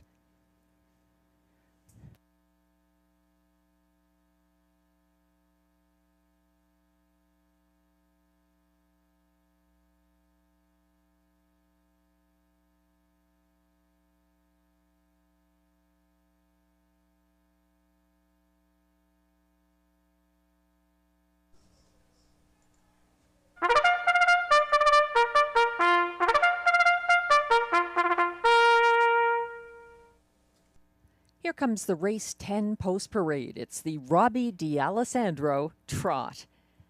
These trotters are non-winners of $5,000 in their last 5 starts or $1,000 this year. Allowances for fillies and mares. Non-winners of a race this year allowed $1,000 as well. Also eligible, non-winners of $50,000 lifetime and also eligible $18,000 claimers. They race for a purse of $7,800.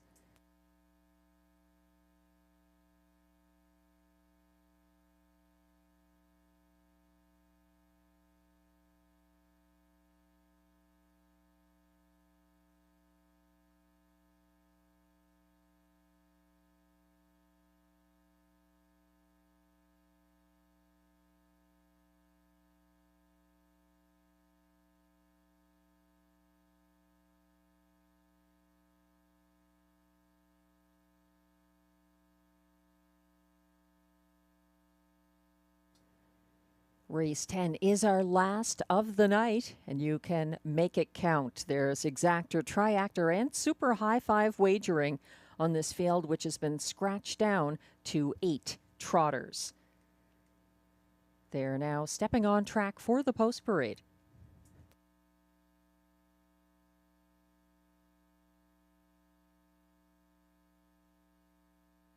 Number 1 is Salzbrook Cami, owned and trained by Yannick Martel of L'Assomption, Quebec. Stéphane Pouliot drives.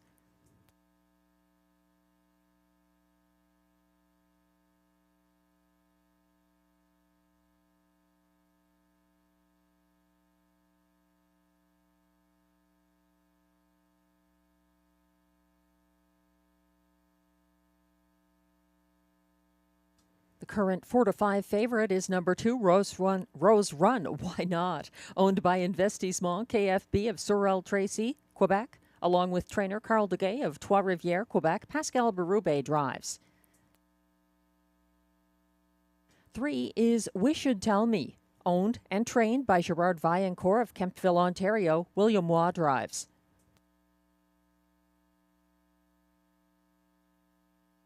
4 is Global Money, owned by Nicole Beauvais-Gertner of Apple Hill, Ontario. Trained and driven by Pierre Beauvais.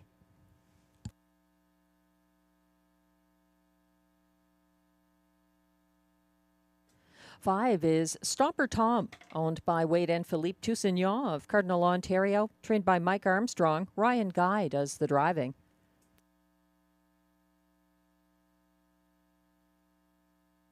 6 is Wasting No Time, owned and trained by Yannick Martel of L'Assomption, Quebec.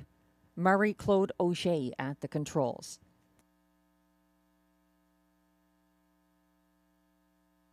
7 is J.M. Stella, owned by Ferme Canico Farm, Incorporated of Saint-Bernard-de-l'École, Quebec. Trained by Kelly Duval Lacaille. Sylvain Lacaille drives. Number 8, Ciel Bleu, is a vet scratch lame. Completing this field from second tier, post 9, it's Mask of Zorro, owned and trained by Benoit Hibert of Papineauville, Quebec. Eric Lafleur of Lange Gardienne, Quebec, shares ownership. Robert Shepard is at the lines. That's your field of 8 trotters for upcoming race 10. Once again, this is our last race of the card. No changes here other than the scratch of Ciel Bleu, who was a major player and the top pick of handicapper Glenn Pearson. So I think that's driven a lot of support towards the 2 here. My top selection, Rose Run Why Not. This is a classy mare. We've seen her before in the preferred trot at Hippodrome 3R and at Rideau Carleton. In fact, she's dropping in here after her latest effort at the Rideau preferred level. She was first over from the back of the field, approaching the second turn last Wednesday, flushing out Mystic and following his cover along the backstretch. She got caught in approaching the top of the stretch as Son of a Millionaire went wide, but she never backed down. She's even got post relief here. Rose Run Why Not had an outside post 7 in the June 11th preferred handicap. So lots of things in her favorite here. The 3, Wish Should Tell Me, is 6-1. I think this is another top contender. He was first to the front in Wednesday's preferred handicap.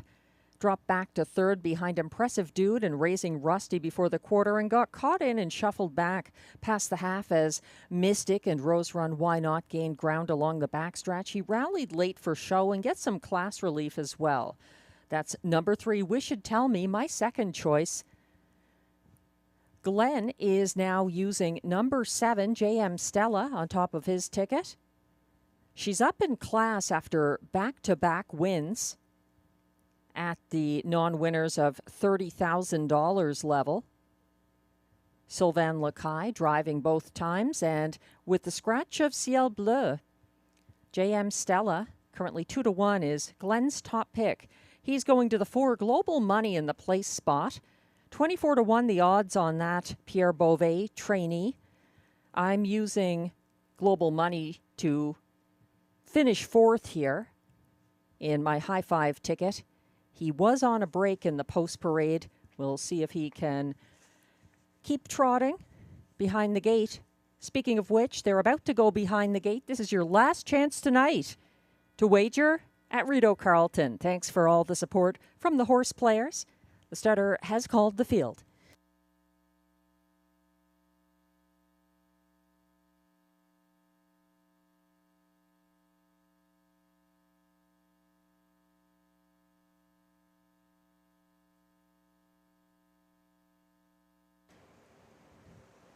It's the Robbie D'Alessandro trot, a field of 8, lining up now. 1 is Salzbrook Cami, Stéphane Pouliot. 2, Rose Run Why Not, Pascal Berube. 3, Wish Should Tell Me, William Waugh. 4, Global Money, Pierre Beauvais. 5, Stomper Tom, Ryan Guy. 6, Wasting No Time, Marie-Claude Auger. 7, JM Stella, Sylvain Lacaille on the outside. 8, Ciel Bleu is scratched. The trailer is 9, Mask of Zorro for Robert Shepard. They're on the turn, headed towards the backstretch. All lined up, Stomper Tom and Wasting No Time. A little further back, but in position.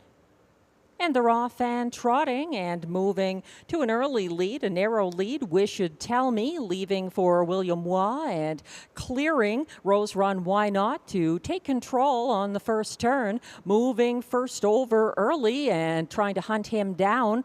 That's Stomper Tom underway early, following from 3rd, Rose Run Why Not. 4th, that's Salzbrook Cami as they head to the first turn. And opening quarter, it's a lead now that has changed, and taking over, we've got Stomper Tom up front, and he's under pressure from Rose Run Why Not. It's like musical chairs. Rose Run Why Not and Pascal Berube have crossed over. It was a 27-4 opening quarter, and now Rose Run Why Not has taken the baton and leads the way around the second turn as they approach the halfway point. Stomper Tom sits second. Then it's Wish You'd Tell Me following from fourth on the inside. Salzbrook Cami stepping out from third. Wish You'd Tell Me 57-2 to the half, leading the way. Rose Run Why Not keeps ahead by just over a length, as that's Wish You'd Tell Me first over in second. Third on the inside, Stomper Tom.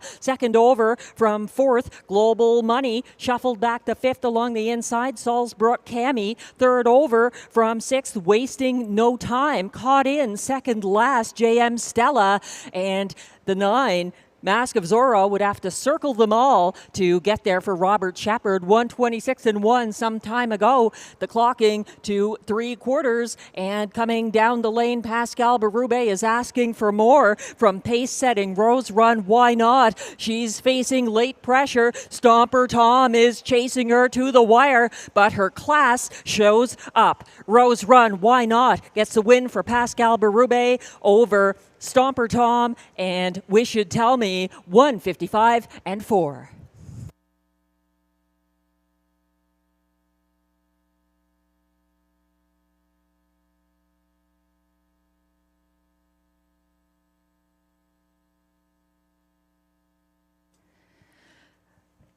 Rose Run Why Not seemed overdue for a victory here.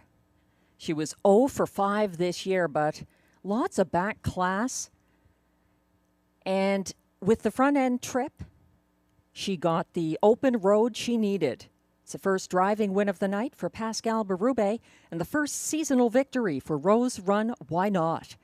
155-4.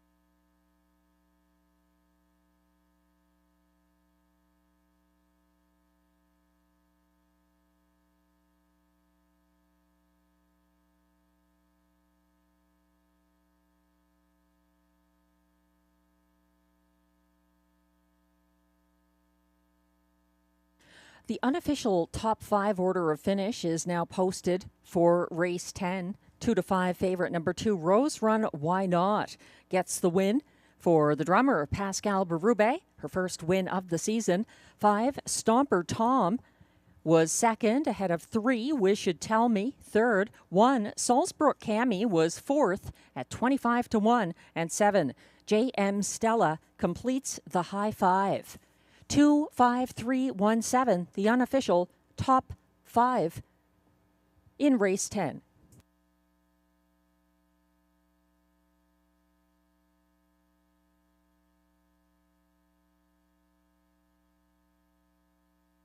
Back in the Rideau Carleton winner's circle for the first time this year, it's unofficial race 10 winner number 2, Rose Run Why Not, a 7-year-old bay mare by Uncle Peter out of Loco Notion, owned by Investissement KFB, Sorel Tracy, Quebec, along with trainer Carl Duguay of Trois-Rivières, Quebec.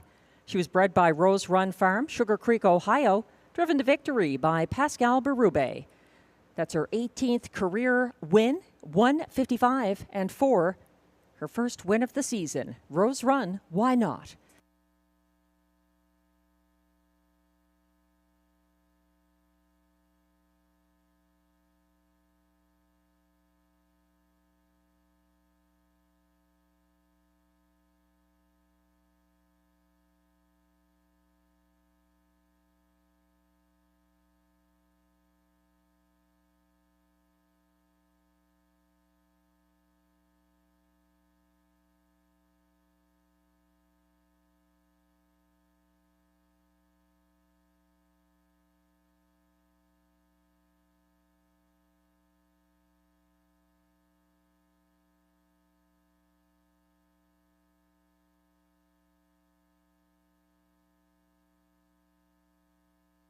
Results are now official for race 10.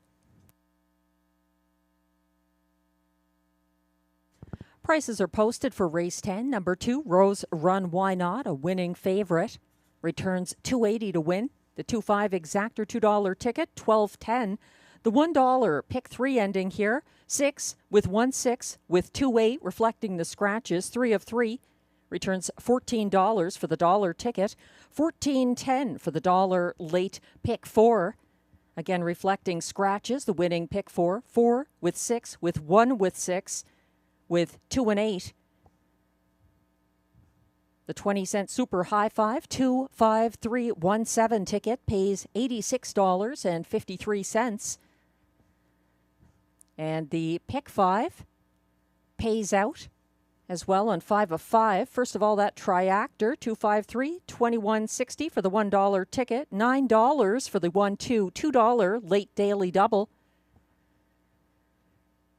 Again, we're looking at payouts that reflect some late scratches in the last 2 legs of the pick 4 there. And the pick 5 will also reflect that. The $1 ticket, 5 of 5, pays $25.05 for the 2 with 4 with 6 with 1-6 and 2-8 in the last leg.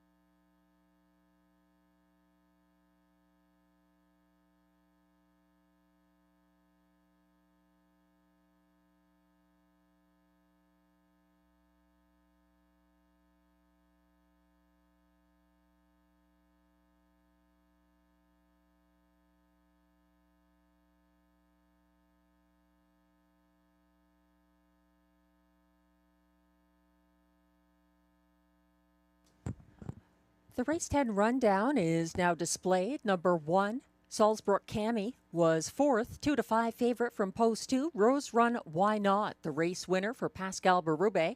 3, Wish You'd Tell Me was 3rd. 4, Global Money 6th. 5, Stomper Tom 2nd. 6, Wasting No Time finished 7th. 7, JM Stella was 5th. 8, Ciel Bleu was a vet scratch lame. And 9, Mask of Zorro finished 8th. From the top down, your program should read 4-1-3-6-2-7-5, scratch 8. The fractions in race 10, 27-4 to the quarter, 57-2 at the half, 126-1 at 3/4, 155-4, the first seasonal victory for Rose Run Why Not.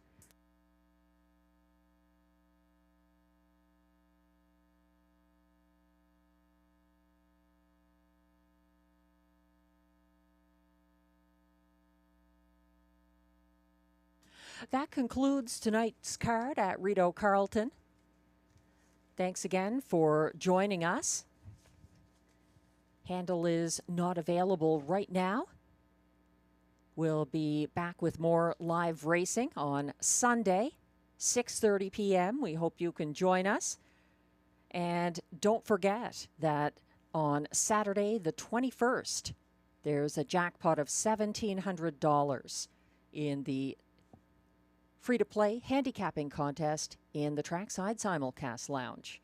We'll be back with you on Sunday, June 22nd, for more live racing. Thanks again, and enjoy the rest of your week and evening. I'm Melissa Keith, track announcer.